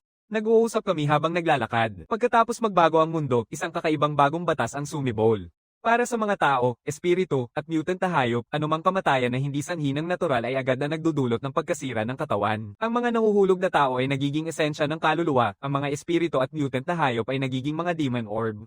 Ang kakaibang pangyayaring ito ay kahit papaano ay nakaliligtas sa mundo mula sa mga nabubulok na bangkay at sa salot na dala nito. Kung ang daan-daang libong mutant na gagambang kasinlaki ng baboy ay mapapabayaan na mag-ipon, ang pagsusunog sa mga labi nito ay mangangailangan ng napakalaking lakas ng tao. Sa kabuuan, naligtas ng mundo ang ganitong paghihirap. Matapos ang laban, ang mga natitirang humigit kumulang 10,000 dambuhalang gagamba ay nagsialis sa magulong paraan. 2,000 sundalo ang nagsimula ng kaunting habol sa 4 hanggang 5 milya bago bumalik. Tanging 30 helikopter na inilunsad mula sa base ng Himpapawid ang nagpapatuloy sa pagtugis sa dambuhalang pulutong, planong mag-deploy ng malawakang armas kapag tuluyang nakalayo na ang mga gagamba sa lungsod. Sa loob ng 5 milya mula sa gusali ng gobyerno, lahat ng bangkay ng gagamba ay nawala na. Ang natitira na lang ay mga baril na walang laman, mga bumagsak na pader na pinasabog ng mga pampasabog, at isang usok na ayaw umalis, mga tahimik na saksi sa desperadong laban na naganap. Sabay kaming naglalakad ni Glenn sa tabi ng tao na nagsusunggaban ng mga demon orb at papunta sa gusali ng gobyerno. Sa daan, sinabi niya sa akin na pagkatapos sundin ang aking utos na tumitig sa asul na buwan ng 30 segundo, isang virtual na panel ang lumitaw sa harap niya, parang isang VR projection. Agad kong tinanong kung mayroon siyang mga kristal ng espiritu. Tumutol si Glenn at ipinapakita ng kanyang panel ang Stage 0, Soul Grade Blue, at Zero Spirit Crystals. Tinanong ko kung na-activate na nila ang kanilang mga panel sina Mayor Norton, General Leo, at Chief Kane. Tumango si Glenn. Meron sila, pero lahat sila ay may Zero Spirit Crystals. Naguguluhan sila sa kanilang malas at mas lalo pang curious kung paano ako nakakuha ng 3 bilyong Spirit Crystals at kapangyarihang katumbas nito. Nagangat ako ng balikat at ngumiti, isipin mo na lang na parang loto. Hindi mo pwedeng asahan na lahat ay mananalo ng jackpot. Halos lumabas ang mga salita nang biglang sumiklab si Glenn. Nag-update na ang kanyang panel. Diretso na siyang pumunta sa yugto 1. Bahagya akong tumango at sinabing may pagtutok na bilang pangalawang pangulo ng Dragon City Guardian Corps, kailangan niyang magpatuloy sa pagsusumikap. Kinukuha ni Glenn ang mga tis at tumatawa, sinasagot na siya na ibinibigay na niya ang lahat ng makakaya niya. Bigla siyang bumaba, dala ang maraming demon orb, at inabot ang Celestial Halberd sa akin ng pareho niyang kamay, halatang may paghahangad dito, at tapat na sinabi na parang bahagi na siya nito. Pinatay niya ang mahigit 800 dambuhalang gagamba gamit ito.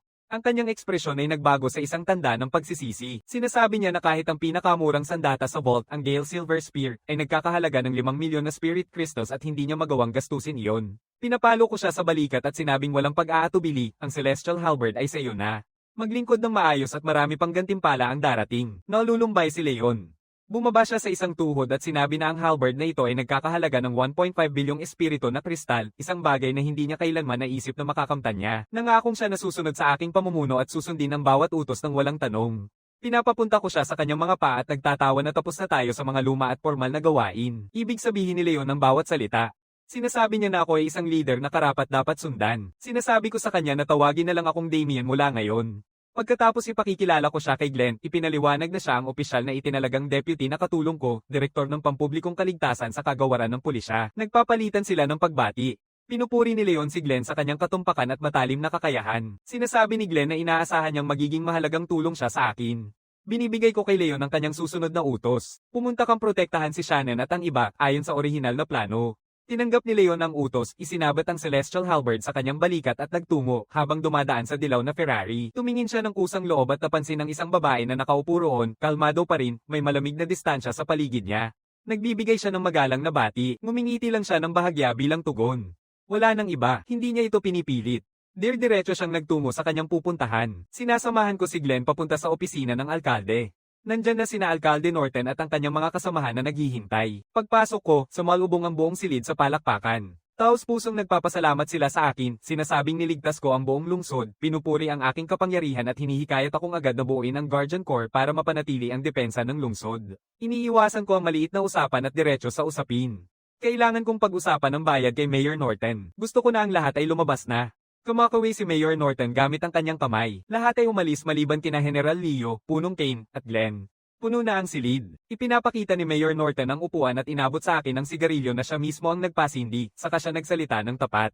Tinanggihan ng mga awtoridad sa itaas ang kahilingan sa pondo, sinabing ang seguridad ng Dragon City ay isang lokal na usapin at walang nakal ang pondo mula sa itaas. Tumayo ako nang marinig ko yon, walang pagtatangkang itago ang galit ko. Sabi ko ng diretso, nakasayang lang ako ng malaking halaga ng kristal ng espiritu sa laban na iyon. Hindi ko ito ginagawa ng libre. Mabilis na umaksyon si Mayor Norton para mapakalma ako. Sinasabi niya na nagamit na niya ang kanyang autoridad para ayusin ang bayad mula sa sariling pondo ng lungsod ng Dragon para sa pag-aalis ng mga espiritu at mutant na hayop. Sinasabi ni Chief Kane na malakas ang ekonomiya ng lungsod ng Dragon at may sobra pang reserba ang tanggapan ng pangkalahatang pondo para tustusan ang gastos. Sinasabi ko na kahit sino ang magbayad, basta't mapasakamay ang pondo sa account ng Dragon City Guard. Nang walang detalyeng pinagsama-sama, napabagsak ng mga tao ko ang 7,000 mutant na gagamba. Sa 100,000 na espiritu kristal bawat patay, aabot ito sa 700 milyon. Idagdag ang 100 milyon para sa Haring Silver Spider, kabuang 800 milyon. Ako na ang baalang makipag-ugnayan sa aking finance para sa pag-turnover. Agad na tumutol si Chief Kane. Sa tingin niya, masyadong mataas ang rate. Ibinabalik ni General Leo ang saloobin, hinihikayat na makipagnegosasyon upang bumaba ang presyo. Pinag-iisipan ko ng mahinahon.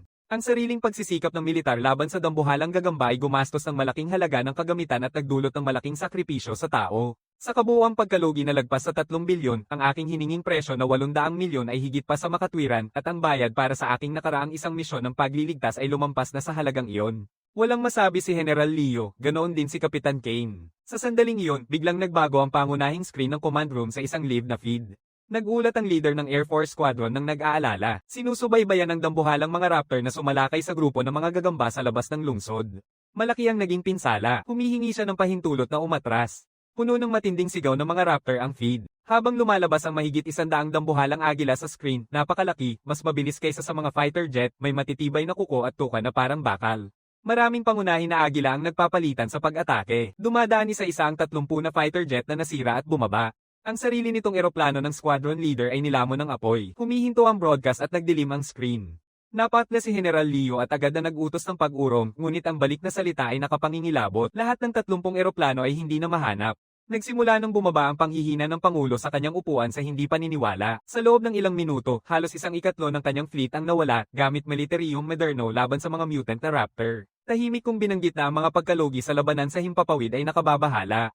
Nananlaki ang labi ni General Leo. Hindi makahanap ng salita si Mayor Norton, kaya agad niyang binabasa ang paligid at tinatawagan si Lin, ang pinuno ng Fiscal Bureau, at iniutos na makipag-ugnayan sa akin at bayaran ng buo ang napagkasunduang halaga. Ang pagiging direct nito ay medyo nakabibigay sa akin ng kaunting gulat.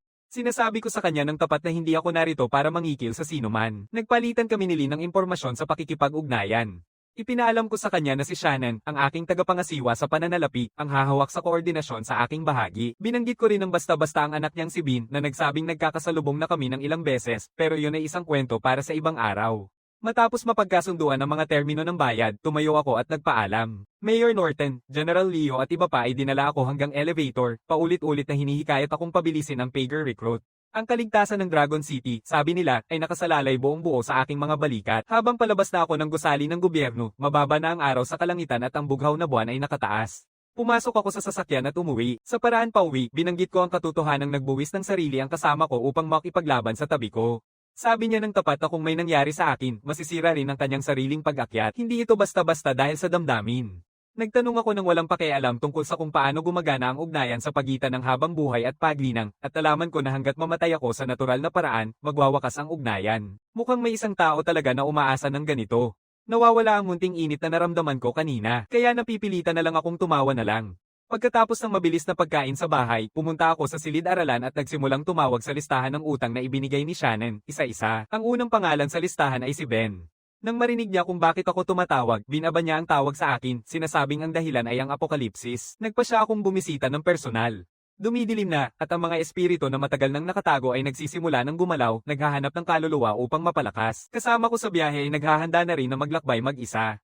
Bago umalis, sinisiguro kong paalalahanan silang dalawa na mag-ingat. Nandoon na ang mga espiritong nasa mataas na yugto at sinabihan ko silang huwag makipagsapalaran sa labas ng kanilang lakas. Kinuha ko ang SUV na plano kong ibigay kay Leon at nagsimula na, dala ang isang bestida. Si Ben ang una kong pupuntahan. Ipapaliwanag ko lahat. Gabayang ipaliwanag sa kanya kung paano ay activate ang virtual panel, tulungan siyang umusad sa stage 3, ay maximize ang lahat ng kanyang pangunahing katangian, gamit ang spirit crystals na kailangan, at mayroon pa siyang matibay na balanse na natira pagkatapos. Itinuturo ko siya bilang kasapi ng Guardian Core 005 at nililinaw na kailangang sundin niya ang disiplina at sumunod sa mga utos. Binigyan ko rin siya ng sandata sa stage 3 bilang regalo sa pagtanggap at sinabi kong gamitin ang listahan para mag-recruit ng mga tao sa kanyang lugar at magtipon sa Tenyu Group Tower bago mag-apat ng umaga. Tunay na nagpapasalamat si Ben at tinanggap ang utos ng walang pag-aatubili. Lumalakad ako mula sa bahay ni Ben at nagtutungo sa aking pangalawang target. Walang sumasagot sa tawag at nang binuksan ko ang pinto, gulo-gulo ang apartment. Isang larawan ng pamilya ang nakakalat sa sahig. Hindi nila nagawa. Tahimik akong huminga, inayos ang larawan bago umalis at umalis na may kasamang pakiramdam ng pagkakasala. Ang pangatlong target ko ay si Hugo na may utang na 3.5 bilyon. Ang ganitong kalaking utang ay nangangahulog ang isang napakalaking imbakan ng spirit crystals sapat upang itulak siya sa mataas na yugto. Nais kong sana siyang mapasama. Pumunta ako nang hindi nagpapakita upang ipakita ang magandang loob pero sinabihan ako ng anak ni Hugo na na-activate na ni Hugo ang kanyang virtual panel at naintindihan na niya kung paano nagko-convert ang utang sa spirit crystals mag-isa. Nauupo na siya sa malaking utang sa isang maayos na antas, nagtra-train at nagtutulak ng mas mataas na antas, tahimik na binubuo ang sarili niyang kupunan at may lakas ng loob pa ang anak na imbitahan akong maging deputy ni Hugo. Pinipigil ko ang inis ko at ngumiti na lang habang umaalis. Doon ko napagtanto, nakalantad na ang lihim sa lahat ng dako. Maraming tao na siguro ang nag-activate ng kanilang mga panel at nakalusot sa sistema. May ilan tulad ni Hugo na may ambisyon na mag-isa. Kailangan kong kumilos ng mas mabilis kung gusto kong manatiling nangunguna. Ang ikaapat kong target ay si Queen. Nagtatrabaho siya sa industriya ng restaurant, may utang na 68 milyon. Nang marinig niyang ang utang ay nagiging kristal ng espiritu, sobra siyang tuwa at sinabi niya sa akin na kasama ang iba pa niyang utang, halos 400 milyon ang kabuuan nito. Alam niyang mapanganib ang mag-isa at agad siyang pumayag na sumali sa Guardian Corps.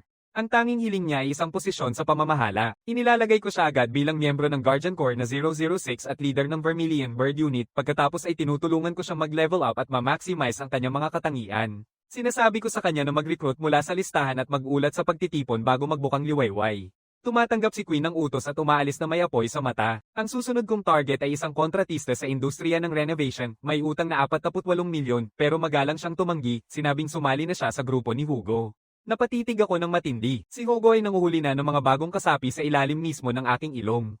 Tahimik akong nagpapasya, kunin muna ang maaari ko ngayon at harapin si Hugo sa ibang pagkakataon. Huling bisita ko ngayong gabi ay si Marco, 39 na taong gulang, retiradong atleta, kahangahangang tangkad, dati isa sa pinakamahusay sa kanyang larangan, ngunit napabagsak dahil sa masamang bisyo na nag-iwan sa kanya ng 200 milyon na utang. Sa ilalim ng aking pangangalaga, mabilis siyang umangat at naging kasapi ng Guardian Corps na 007, nangakong maglilingkod hanggang sa kanyang huling hininga. Ibinibigay ko rin sa kanya ang listahan ng mga kakandidato at sumakay siya sa kanyang kotse na puno ng sigla, naglalaho sa dilim. Binabato ko ang sigarilyo ko at bumalik sa sasakyan. Marahil iisa lang ang tao tulad ko sa buong mundo. Hindi lahat ay makakautang ng 2 trilyon, pero maraming tao tulad ni Hugo. Mga taong kapag nakuha na nila ang ganitong kapangyarihan, tahimik na nagsisimulang magtayo ng sarili nilang mga hukbo, sabik na mag-iwan ng marka para sa kanilang sarili sa apokalipsis. Mga sunod-sunod na bagong recruits tulad ni na Queen at Marco ay lubos na nakapagpasaya sa akin. Nawawala ang pagnanais na habulin si Hugo sa ngayon. Panahon na para mag-level up. Binababa ko ang accelerator at binubuksan ang virtual panel gamit ang aking isipan. Una, sinusunog ko muna ang 12.8 bilyong kristal ng espiritu para maabot ang yugto 8, saka ko gagastusin ang 204.8 bilyong pa para ma-max out ang lahat ng 8 katangian. Lakas, bilis, reaksyon, tumaas, konstitusyon, taga, pagsubok ng dog, at kapangyarihan ng spell. Hanggang sa limit na 900, stage 8, lahat ng 8 katangian ay umabot sa 900. Biglang sumabog ang enerhiya sa loob ko, bawat ugat ay dumadaloy ng lakas. Ipinararating ko ang listahan, binibisita ang mga target isa-isa habang nanghuhuli ng mga espiritu upang maipasa ang sumasabog na enerhiyang nasa loob ko. Matapos harapin ang tatlong espiritu at isang mutant na daga na hari, sa wakas ay nagsimula ng magpahinga ang nagngangalit na puwersa sa loob ko.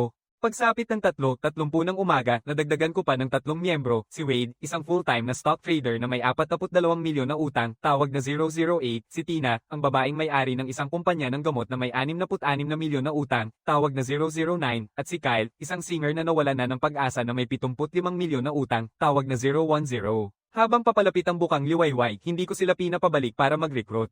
Sa halip, pinapanta ko silang lahat pabalik sa 99 na kwento na Tenyu Group Tower. Noong isang panahon, isang masiglang sentro ng gawain, ngayon ay ganap ng walang tao ang gusali.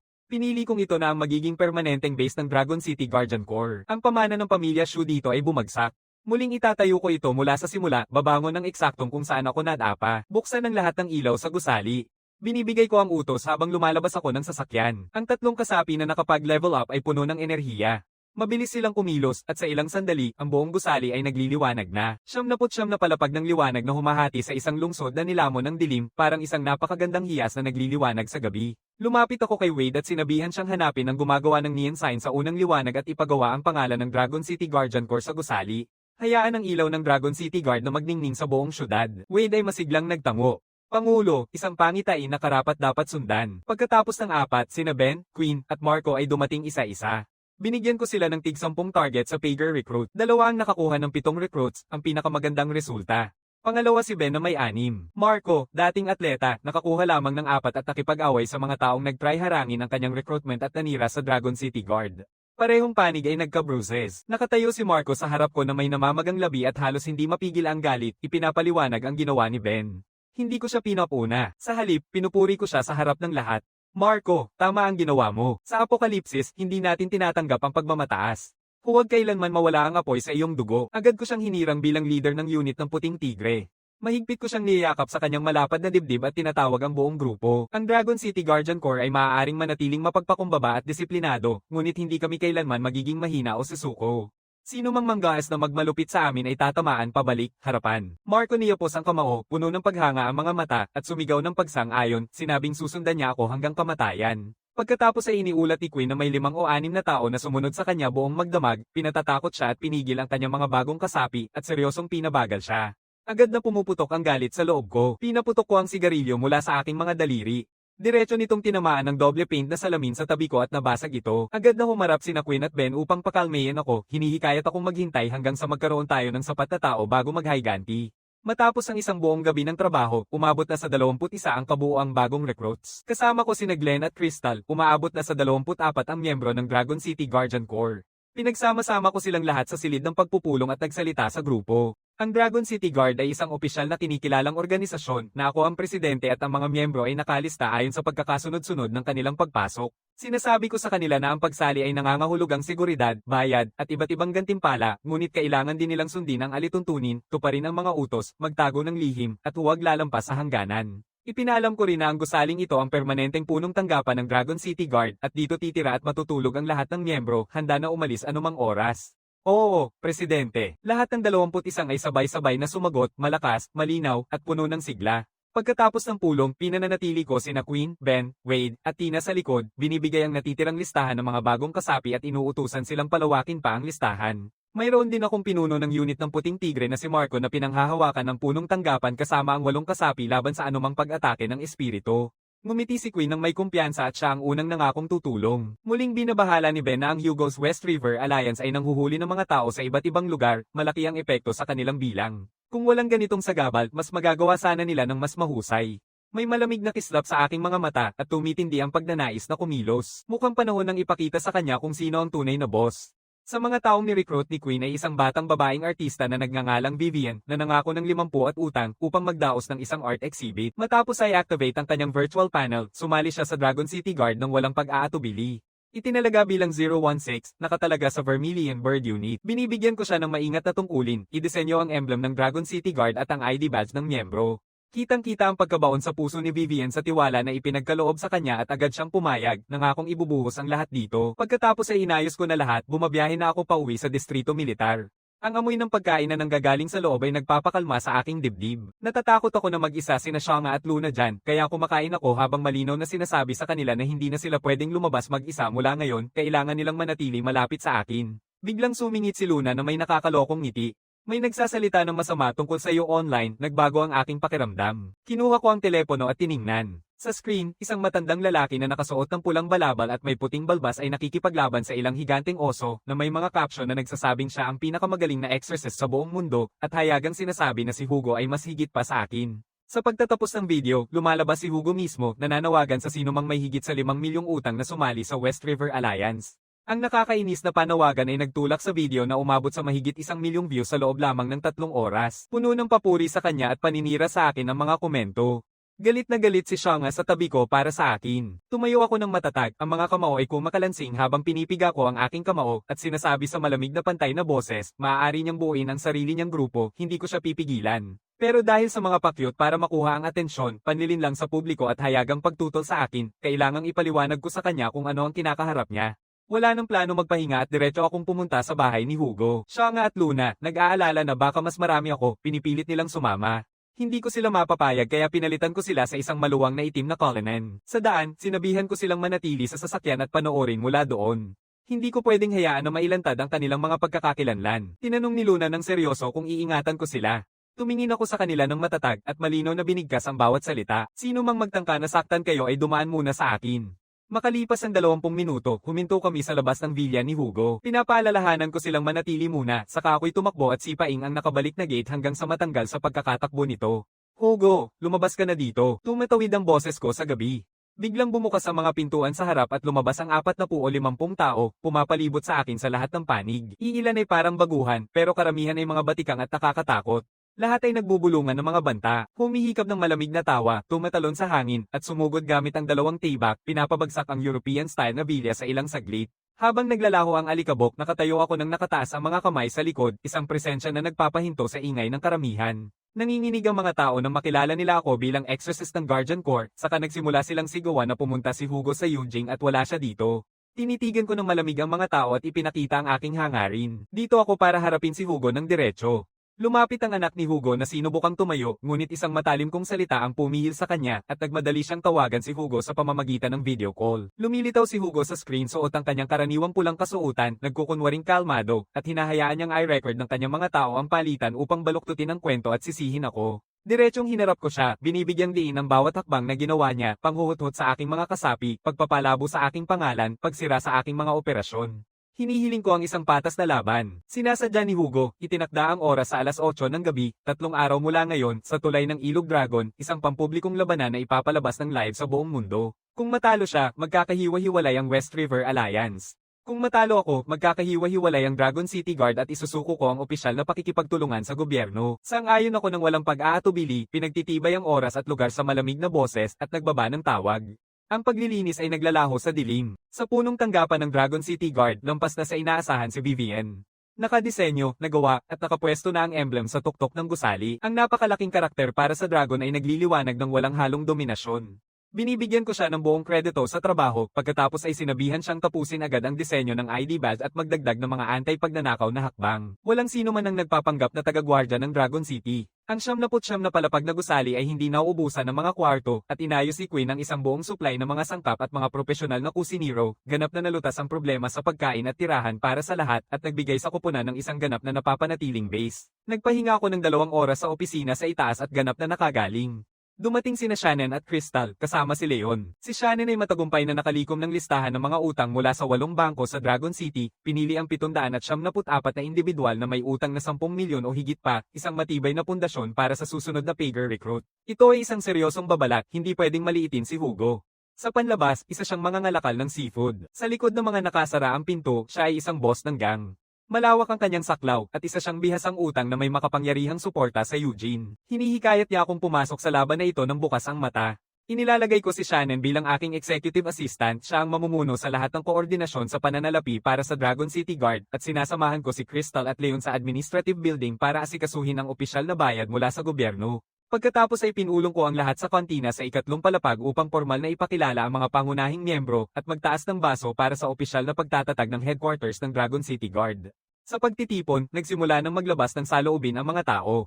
Nag-hire ang West River Alliance sa mga online troll para maglunsad ng kampanya ng paninirang puri at pinalitan nila ang footage ng pagbagsak ko sa villa ni Hugo upang ipakita akong mapanirang puri at ang agresor. Marco, Wade, at ang iba pa ay galit na galit na nanawagan sa West River Alliance dahil sa kanilang walang hiya na mga taktika. Ininom ko ng buo ang baso ko, matalim ang tingin na parang tibak at buong pananalig na sabi, ang pinakamahusay na palabas ay laging sa huli. Sa 3 araw, makikita ng lahat kung ano talaga ang totoo. Habang nagtatapos ang hapunan, ibinibigay ko kay Queen ang isang USB drive at tahimik na sinasabi, nasa loob nito ang mga pangalan ng 774 na tao sa Dragon City na may utang na 10 milyon o higit pa. Hatiin ang trabaho at agad na simulan ng Pager Recruit. Kailangan natin ng mas maraming tao, agad. Oo, Pangulo, sagot ni Queen, hindi maitago ang kanyang kasiyahan. Dahil pansamantalang wala si Glenn at hindi pa rin nakikita ang itinalagang deputy ng militar, si Queen na ang naging pangalawang leader sa Dragon City Guardian Corps. Inilalatag ko ang mga tungkulin, si Marco ang nangangasiwa sa punong himpilan kasama ang 8 kasapi, si Vivian ay nananatili upang pabilisin ang paggawa ng badge at ang lahat ng natitirang kasapi ng Dragon City Guard ay aalis upang tahimik na manghuli mula sa listahan. Habang tumataas ang asul na buwan, si Shanga at Luna ay lumalabas gaya ng dati upang manghuli ng mga espiritu. Bumabalik si Shannon kasama si Leon matapos kunin ang bayad ng gobyerno mula sa tanggapan ng pananalapi at may mahalagang balitang kailangang iulat. Una akong iniiwasan si Leon sa kwarto, at binabaan ko ang boses ko. Ito ay mananatili sa pagitan namin. Si Shanga at Luna ay mga espiritu mula sa isang larawan. Sumisip-sip sila ng esensya ng kaluluwa ng tao upang lumakas, ngunit tumatangging manakit ng mga inosente, kaya sinusundan nila ang mga espiritu at kumikilos sa mga pagkakataong lumalapit. Nakikinig ako sa kanya ng walang komento. Umupo ng nakatros ang mga binti sa sofa, mag-focus ng isip at buksan ang virtual na panel. Panahon na para magpatuloy pa. Ginagamit ko ang 25.6 bilyong kristal ng espiritu para umakyat sa stage siyam, pagkatapos ay ginagastos ko ang 409.6 bilyong pa para ma-max out ang 8 katangian hanggang sa limit ng stage siyam. Ang panel ay nag-i-update ng real-time, antas siyam. Lakas 1,000, bilis 1,000, reaksyon 1,000, talon 1,000, 1,000, daw focus. Mula sa yugto 8 hanggang yugto 9 ng tuloy-tuloy at pag-maximize ng lahat nagkakahalaga ng kabuoang 6.5 bilyong espiritu kristal. Ang gastos ay tumataas sa bawat yugto, ngunit para sa isang nakaupo sa trilyong spirit crystals, halos hindi ito nararamdaman. Si Hugo naman, mayroon lamang ilang bilyon, at para sa kanya, bawat yugto ay isang pader. Malapit na akong umalis para manghuli ng mga mutant na hayop at mag-ipon pa ng mga espiritu na kristal. Nang bandang 8:34 ng gabi, tumawag si Glenn, seryosong-seryoso ang boses, Pangulo, may kailangang ipaalam agad. Nagsusindi ako ng sigarilyo at naghihintay. Sinabi ni Glenn na habang nagdadala siya ng mga dokumento, narinig niya si Mayor Norton na tumatawag kay Eugene. Hindi natuwa ang mga nakatataas na pinuno na aprubahan ni Norton ang bayad sa Guardian Corps sa kanyang sariling kapangyarihan, ngunit nanindigan si Norton laban sa pressure, buong pusong tinanggap ang responsibilidad at hindi pinayagan na siraan ang Guardian Corps. Mas nakababahala pa. Sinasuggest ng mga nakakataas na makipagtulungan ng gobyerno sa West River Alliance ni Hugo dahil sinasabi ni Hugo na libre niyang ipagtatanggol ang lungsod. Tumatawa ako ng malamig. Si Hugo ay isang profesional na utang at isang boss ng gang. Sa usapin ng pagiging maaasahan, paano niya maaaring ikumpara ang sarili sa Guardian Corps, kagamitan, supply, bayad sa operasyon, gantimpala para sa mga nasawi. Bawat gasto sa pagpapatakbo ng 500 miyembro ng Guardian Corps ay nangangailangan ng pondo. Huminga ng malalim si Glenn at saka binaba ang boses upang ibahagi ang mahalagang kaalaman. Hinayaan ni Norton na marinig ko ang usapan ng may layunin. Gusto niyang malaman mo na sumusuporta siya sa iyo. Matatag siyang nakatayo sa likod ng Guardian Corps. May naaalala akong malinaw sa isip ko. Totoo akong nagpapasalamat sa tiwala at proteksyon ni Norton. Sabi ni Glenn ng buong seryoso, Presidente, kailangan mong talunin si Hugo. Kailangan mong protektahan ang reputasyon ng Guardian Corps ng Dragon City. Pagkatapos magbitiw, iminungkahi ni Shannon na diretso na sa plano. Una munang mang-alap ng matibay na ebidensya na nakikipagsabuatan si Hugo sa mga espiritu at nagtatraidor sa sangkatauhan. Pagkatapos ay ipahuli siya ng mga awtoridad, isang malinis at lehitimong paraan upang mapatigil ang banta habang pinapalakas ang kredibilidad ng Guardian Corps. Sang-ayon ako ng buong puso. Kasama ang intelihensya na nakalap ni Luna kanina, nabubuo na sa isip ko ang buong plano. Agad akong nagmamaneho papunta sa administratibong gusali at hanapin si Glenn. Diretso na tayo sa punto, may alam ba siyang taong may matinding galit kay Hugo at alam kung saan nakalibing ang mga bangkay. Sandali mo nung nag-iisip si Glenn at biglang lumabas ang pangalan. Si Jay, na ang tunay na pangalan ay Jet, dating pangunahing mangangalakal ng isda sa Dragon City, kapatid na sinumpa ang kaibigan ni Hugo, na nasa 9 na pwesto sa kanilang samahan. Pagkatapos ay inutusan ni Hugo na ipasok siya, inireport siya para sa pagtakas sa buwis at smuggling, pinakulong siya ng 8 taon, at iniwan siyang may utang na 500 milyon. Galit na galit ang lalaki kay Hugo hanggang sa kaibuturan. Nagpa siya akong bisitahin si Jay agad.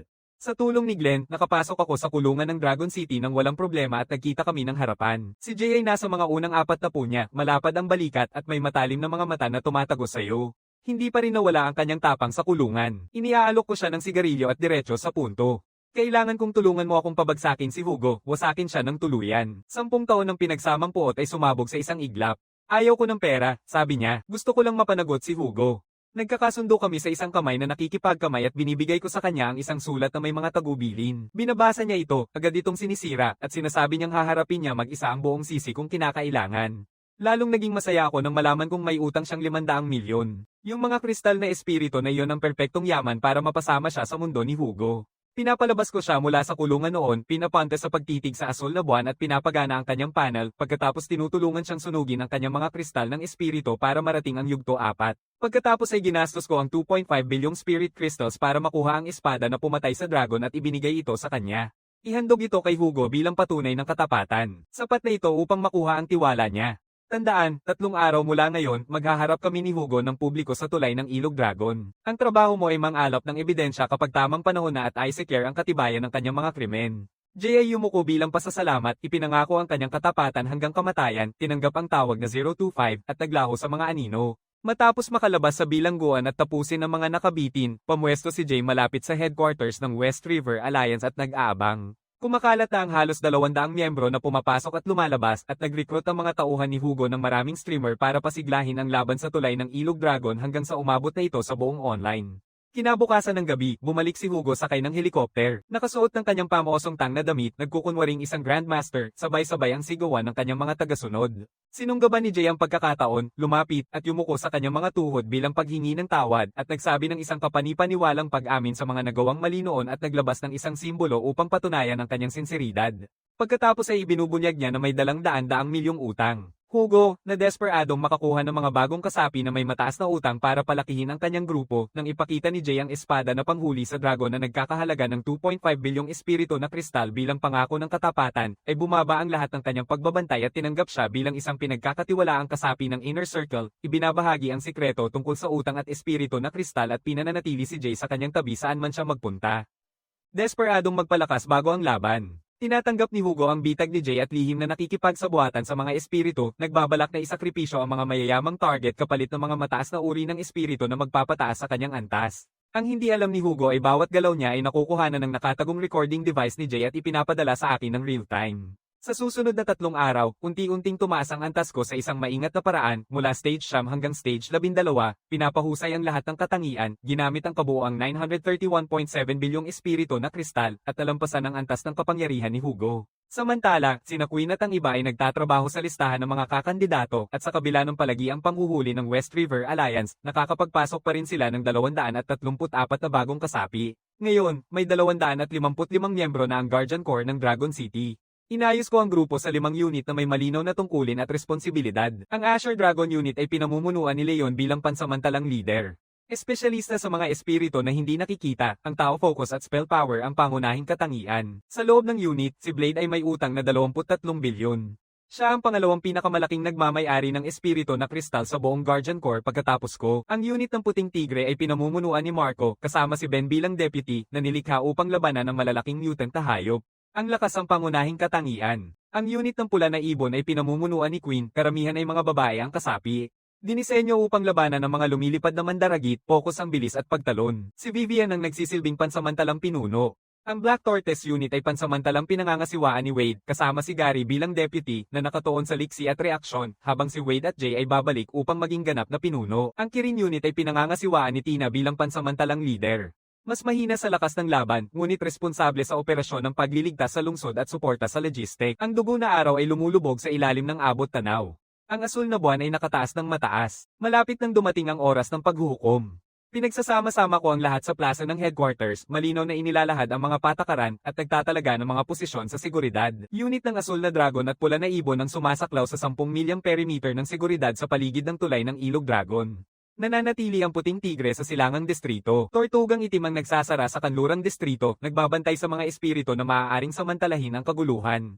Nananatili si Kirin sa punong himpilan bilang handa upang tumulong saan mang kailangan. Lahat ay nag-aalala na mag-isa akong maglalakad. Si Hugo ay may higit sa 1,000 tagasunod sa likod niya. Hinahayaan nila akong kumuha ng karagdagan, tumatawa ako ng buong lakas at ang mga salita ay puno ng tiwala. Kahit laban sa 10,000, magpapatuloy ako. Hindi katatakutan ng isang grupo ng mga amateur. Ang tunay na misyon ng Guardian Corps ay protektahan ng mga tao, hindi sumunod sa akin sa isang labanan. Pagkatapos ay tinawag ko si Rocky, ang hacker namin, binigay sa kanya ang USB drive na naglalaman ng record ni Jay, at inutusan siyang makipag-ugnayan kay Kyle upang palitan ng malaking screen sa observation tower ng footage ni Hugo na nakikipagsabuatan sa mga espiritu sa sandaling magsimula ang laban, upang mabunyag siya sa buong mundo. Inutusan ko rin si Glenn na makipag-ugnayan sa militar at humiling na tumulong ang mga sundalo sa pagtatanggol sa lungsod habang abala ang lahat sa labanan. Pero kahit nakahanda na, hindi pa rin makalimot si Leon at gustong sumama sa akin. Inilalagay ko ang kamay ko sa kanyang balikat. Ikaw ang acting leader ng Asher Dragon Unit. Totoong responsibilidad yan. Kailangan ko lang si Shanga at Luna kasama ko para dito. Tumunog ako ng pihit sa bubong at dahan-daang bumaba si Shanga at Luna ng marikit. Pumasok kaming tatlo sa Black Colonnade. Umuungal ang makina habang umaalis kami sa compound ng Dragon City Guard at diretso sa Dragon River Bridge sa baybayin. Puno na ang Dragon River Bridge ng tao. Ang mga residente ng lungsod na ilang linggo nang nakararanas ng takot at pangamba na akit ng walang humpay na online na kasikatan ay nagtipon dito ng personal upang saksihan ang labanan na ito. Para malaman kung ako ba ang unang nagpasiklab o ang sumisikat na bituin na tinatawag nilang Master Hugo, sino ba talaga ang pinakamahusay na exorcist sa panahong ito. Ang tulay, na karaniwang nababalutan ng kadiliman, ay nagliliwanag ngayong gabi ng niyan, buhay na buhay sa ingay at walang katapusang pagtatalo. May ilan sa mga tao ang kinakabahan. Ang ganitong kalaking pagtitipon ay maaaring makaakit ng mga espiritu. Pero karamihan ay naniniwala na si Master Hugo ang tunay na karapat-dapat na ginugunita ang kanyang mga naitalang pamatay sa mga dambuhalang oso na parang paggalang. Maraming nagbubulungan, naguguluhan kung bakit nakikipagtulungan ang gobyerno sa Dragon City Guardian Corps habang nilalampasan ang West River Alliance na nagsasabing nagsisilbi ng libre. Ang mga teorya ay mabilis na kumakalat at ang atmosfera ay nag-iinit at puno ng tensyon. Ang karamihan sa mga tao ay sumusuporta kay Hugo. Ang mga streamer na binabayaran ng West River Alliance ay naglalabas ng mga pinahusay na highlight clips para mas lalo pang mapalakas ang kanyang imahe, at ang mga video ng pagpatay sa mga halimaw ay umaabot na sa bilyong views. Matagal nang nalampasan ng labanan na ito ang Dragon City. Ito ang focus ng buong Flame Nation at ng buong mundo. Mahigit 1,000 streamer ang sabay-sabay na live at ang kabuoang online na manonood ay lumampas sa 100 milyon. Ang malaking screen sa 368 metrong observation tower sa gitna ng tulay ay paulit-ulit na nagpapakita ng mga patay na halimaw ni Hugo sa isang walang katapusang reel. Walang hanggan ang kapangyarihan ni Master Hugo. Ang West River Alliance ang nangunguna sa buong mundo.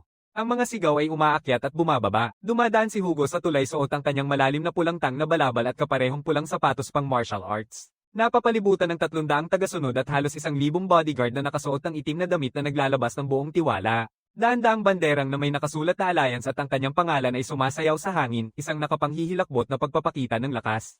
Sumisigaw ang kanyang mga tagasunod na mag-alis ng tao sa magkabilang panig, kaya nakabubuo ng 100 metrong bakanteng lugar sa gitna para sa laban. 750, hindi pa rin ako nakikita. Biglang nagbago ang usapan ng mga tao, nabubuo ang pang-iinsulto sa mga tao. Marami ang nagsasabing nagtakot na ako at ang bantay ng Dragon City ay nadadamay kasama ko. Pagkatapos sa 55, huminto ang isang itim na colonnade sa gilid ng karamihan. Hindi makadaan sa dami ng tao papunta sa tulay. Babukas ang sunroof. Isang anino ang biglang lumipad sa hangin at naglaho sa paningin sa isang iglap. Sa susunod na sandali, lumapag ako sa gitna ng tulay. Puting kasuotan, puting sapatos, tuwid ang postura, matalim ang ekspresyon. Hinahampas ng hangin sa ilog ang aking puting jacket. Para akong isang bagay na bumagsak mula sa langit, sobrang ingay ng mga tao. Sunod-sunod na paghihikab at hininga, walang nakapansin kung paano ako gumalaw, ang alam lang nila ay sobrang bilis nito. Maraming tao ang nagbago ng panig sa isang kisap mata, sinasabi nilang ang aking presensya lang ay kayang durugin ang lahat sa paligid. Tahimik na nilalasap ni Hugo ang akala niyang walang kalaban na panalo. Sa sandaling makita niya ang aking pagpasok, may bumaba sa kanyang dibdib. Pinaglaban niya ng husto para marating ang ika-6 na yugto at pumasok na parang hindi matitinag dahil sa maling impormasyon na mayroon lamang akong limitadong yaman at kapangyarihan. Ngayon, nang makita niya ako ng personal, biglang na-realize niya kung gaano siya kamali sa pag-akal ang madali lang ang laban na ito at isang lamig ang dumaloy sa kanya na hindi niya mapigilan. Hugo, ipinagkikiskis ko ang mga braso ko at hinahayaan kong pumasok ang lamig sa aking boses. Yung mga ginagawa mo, panlilin lang sa mundo at pagnanakaw ng paghanga nito, ay karapat-dapat lang sa pandidirihan. Nagningning ang hiya ni Hugo sa galit, bumubulusok siya ng malakas. Libre kong pinoprotektahan ng Dragon City, inaalagaan ko ang mga tao. Ikaw ay naniningil sa gobyerno sa bawat trabahong iyong ginagawa, hayaan ang mundo ang magpasya kung sino ang tama. Bago mawala ang huling salita, ang screen ng observation tower ay nagpalit sa bagong footage. Isang nakatagong record ang ipinapakita sa buong mundo. Nasa loob si Hugo ng isang marangyang vilya, nagsasagawa ng malamig na pagpatay, saka pinapakain ng katawan sa mga espiritu, bago humarap at pumatay sa mga espiritong iyon upang makamit ang karangalan. Sumabog ang mga tao. Sa wakas nakikita na ng mga tao ang halimaw sa likod ng maskara. Ang mga palakpak na kanina ay pumuno sa hangin ay napalitan ng isang sigaw ng galit. Mukha ni Hugo ay nagiging mapatla. Alam niyang siya ay nahuli na. Sinalubong niya si Jay ng galit at desperado, pero si Jay ay nagsimula ng tumutok sa kanya, lumalapit at ibinubunyag ang bawat krimen sa harap ng madla. Wasak na ang mga kasapi ng West River Alliance. Marami ang nagdeklara na umaalis na agad. Kahit ang pinakamatapat na tagasunod ni Hugo ay naghubad ng uniforme at nagsibabaan, bumagsak ng sandali ang dating matatag na alliance. Ang mga bandila nito ay nilapastangan ng iisang tao na dati ay sumisigaw para dito. Nabubugso at galit na galit, hinawakan ni Hugo ang kanyang espada at umatake kay Jay sa isang huling desperadong atake, ngunit mas mabilis ako ng ilang ulit kaysa sa kanya. Bago pa man makasunod ang sino man sa galaw, nakahawak na ako kay Hugo, ganap na walang magagawa. Inirereklamo ko siya dahil sa mga krimen laban sa sangkatauhan sa isang tinig na umaabot sa buong tulay, at tapusin na ang trabaho, wakasan na ang kanyang pamumuno ng pawang kabutihan na peke. Ang kanyang mga labi ay itinapon sa nagngangalit na tubig ng Dragon River. Lumapit si Jay at pinulot ang natitirang mga tapat, iniwasan ang anumang naiwan. Nagpapalakpak ang tao. Sinasabi ng mga tao sa lahat ng dako na karapat-dapat si Hugo sa nangyari sa kanya. Ang kaunting natira mula sa West River Alliance ay naglalaho sa karamihan at nawala na. Sa sandaling ang enerhiya ng karamihan ay nasa rurok, sumiklab ang mga sigaw ng takot mula sa mga gilid. Agad na naghari ang kaguluhan. Mahigit 100 dambuhalang espiritu na may ulo ng tao at katawan ng unggoy ang bumangga sa karamihan. Mabilis, mabagsik, at walang awa. Ang Monkey King na namumuno sa kanila ay may taas na 10 metro, nakakatakot ang nakasisilaw nitong kapangyarihan. Ang signal flare ng Asher Dragon Unit ay humahagibis papunta sa langit. Leon, na nasa antas 5 na, sumugod gamit ang Celestial Halberd, nangunguna sa pakikipaglaban laban sa mga espiritu ng unggoy. Pinapatay niya ang isa sa ilang palitan, ngunit pagkatapos ay isang sa kanila ay sumigaw na parating na ang haring demonyo, at naging seryoso ang sitwasyon. Inilalabas ko ang aking lakas at tinawag ang tao, utos na yumuko at manatili sa kanilang lugar upang maiwasan ang pagstampede, ngunit hindi nagtagal ang katahimikan. Biglang bumangon ang ibabaw ng ilog. Isang dambuhalang espiritu ng isda ang sumabog mula sa tubig at niyaya ang ilang sibilyan. Muling sumiklab ang takot. Agad akong bumaba, nilulupig ang multo ng isda sa isang iglap at pinapawi ang banta, pagkatapos ay ipinasa ko kay Leon ang Demon Orb na nakuha mula sa pagkatalo upang mapataas pa ang kanyang kapangyarihan. Luna, na nanonood mula sa loob ng sasakyan, halos nanlalaway na, desperadong lumabas at sumipsip ng kaluluwa, ngunit hinahawakan siya ni Shanga. Sa buong mundo na nakatingin sa tulay na ito, anumang hindi inaasahang paglitaw ay magpapakita kung sino talaga sila at magdudulot ng seryosong problema para sa akin. Tumatanggap si Luna ng kanyang pagnanais at nananatili sa lugar. Hindi pa tapos ang panganib. Isang matinis na sigaw ng agila ang bumasag sa kalangitan. Mahigit 100 dambuhalang agila ang namatay mula sa itaas. Ang hangin na kanilang nililikha ay napakasakit. Pinukol ng mga talon ang mga tao. Mabilis na nahuhulog ang mga sibilyan. Ang signal flare ng unit ng Vermilion Bird ay sumabog sa langit. Pinangunahan ni Queen, Stage 6, ang kanyang unit na umakyat sa tore para makipaglaban. May hawak ang Dragon Snake, bawat pana ay tumatama sa tamang destinasyon. Pinapatay niya agad, ngunit bumawi ang mga ibon, at si Ian ay nataman sa isang biglaang atake at bumagsak, isang sakripisyong hindi malilimutan. Nalungkot si Queen, at tumaas siya sa hangin upang labanan mag-isa ang mga ibon, ngunit nahulog siya sa isang patibong na inihanda ng hari ng lawin. Sa sandaling humihinga ng apoy si King Eagle at ganap ng napaliligiran si Queen, kumilos ako, nilalakad ang distansya na para bang nag-teleport at inililigtas siya. Hinuhuli ko ang Celestial Flame na pana at pinapalaya ang isang palaso, naglalagablab ng tunay na apoy na hindi lang pumatay sa Eagle King, kundi winawasak din ang 2 pang agila na papalapit upang tumulong dito. Nabibigo at tumakas na ang natitirang bahagi ng pangkat. Tuluyang napigilan ng banta mula sa himpapawid. Bawat kawal ng Dragon City na nakatingin ay tumataas ang tindig, ang kanilang tiwala sa aking lakas ay walang pagdududa. Sa parehong oras, sa barkong pandagat na nakadaong sa timog dulo ng tulay, nilalabanan ni Leon ang matinding atake mula sa 7 arm na Monkey King. Ang Monkey King ay gumagamit ng 6 na iba't ibang sandata ng sabay-sabay, ang estilo ng pakikipaglaban nito ay hindi mahulaan at walang humpay, ang lakas nito ay lampas pa sa kay Leon. Kahit nakasama niya ang kanyang unit, unti-unting napipigilan sila at 2 kasamahan ang nasawi na. Nakikipaglaban si Leon ng buong puso, naglalagablab ang galit at dalamhati sa kanyang mga mata, ngunit hindi niya mapigilan ang takbo ng laban. Sa kritikal na sandali, sumugod si Blade na nakahanda ang armas at nakisali kay Leon sa isang laban na 2 laban sa Monkey King. Pero hindi pa rin nila ito mapigilan. Sa oras na malapit nang mapagod sina Leon at Blade, dumating si Glenn na may dalang 2,000 sundalo at agad na utusan na itutok ang lahat ng armas sa Monkey King.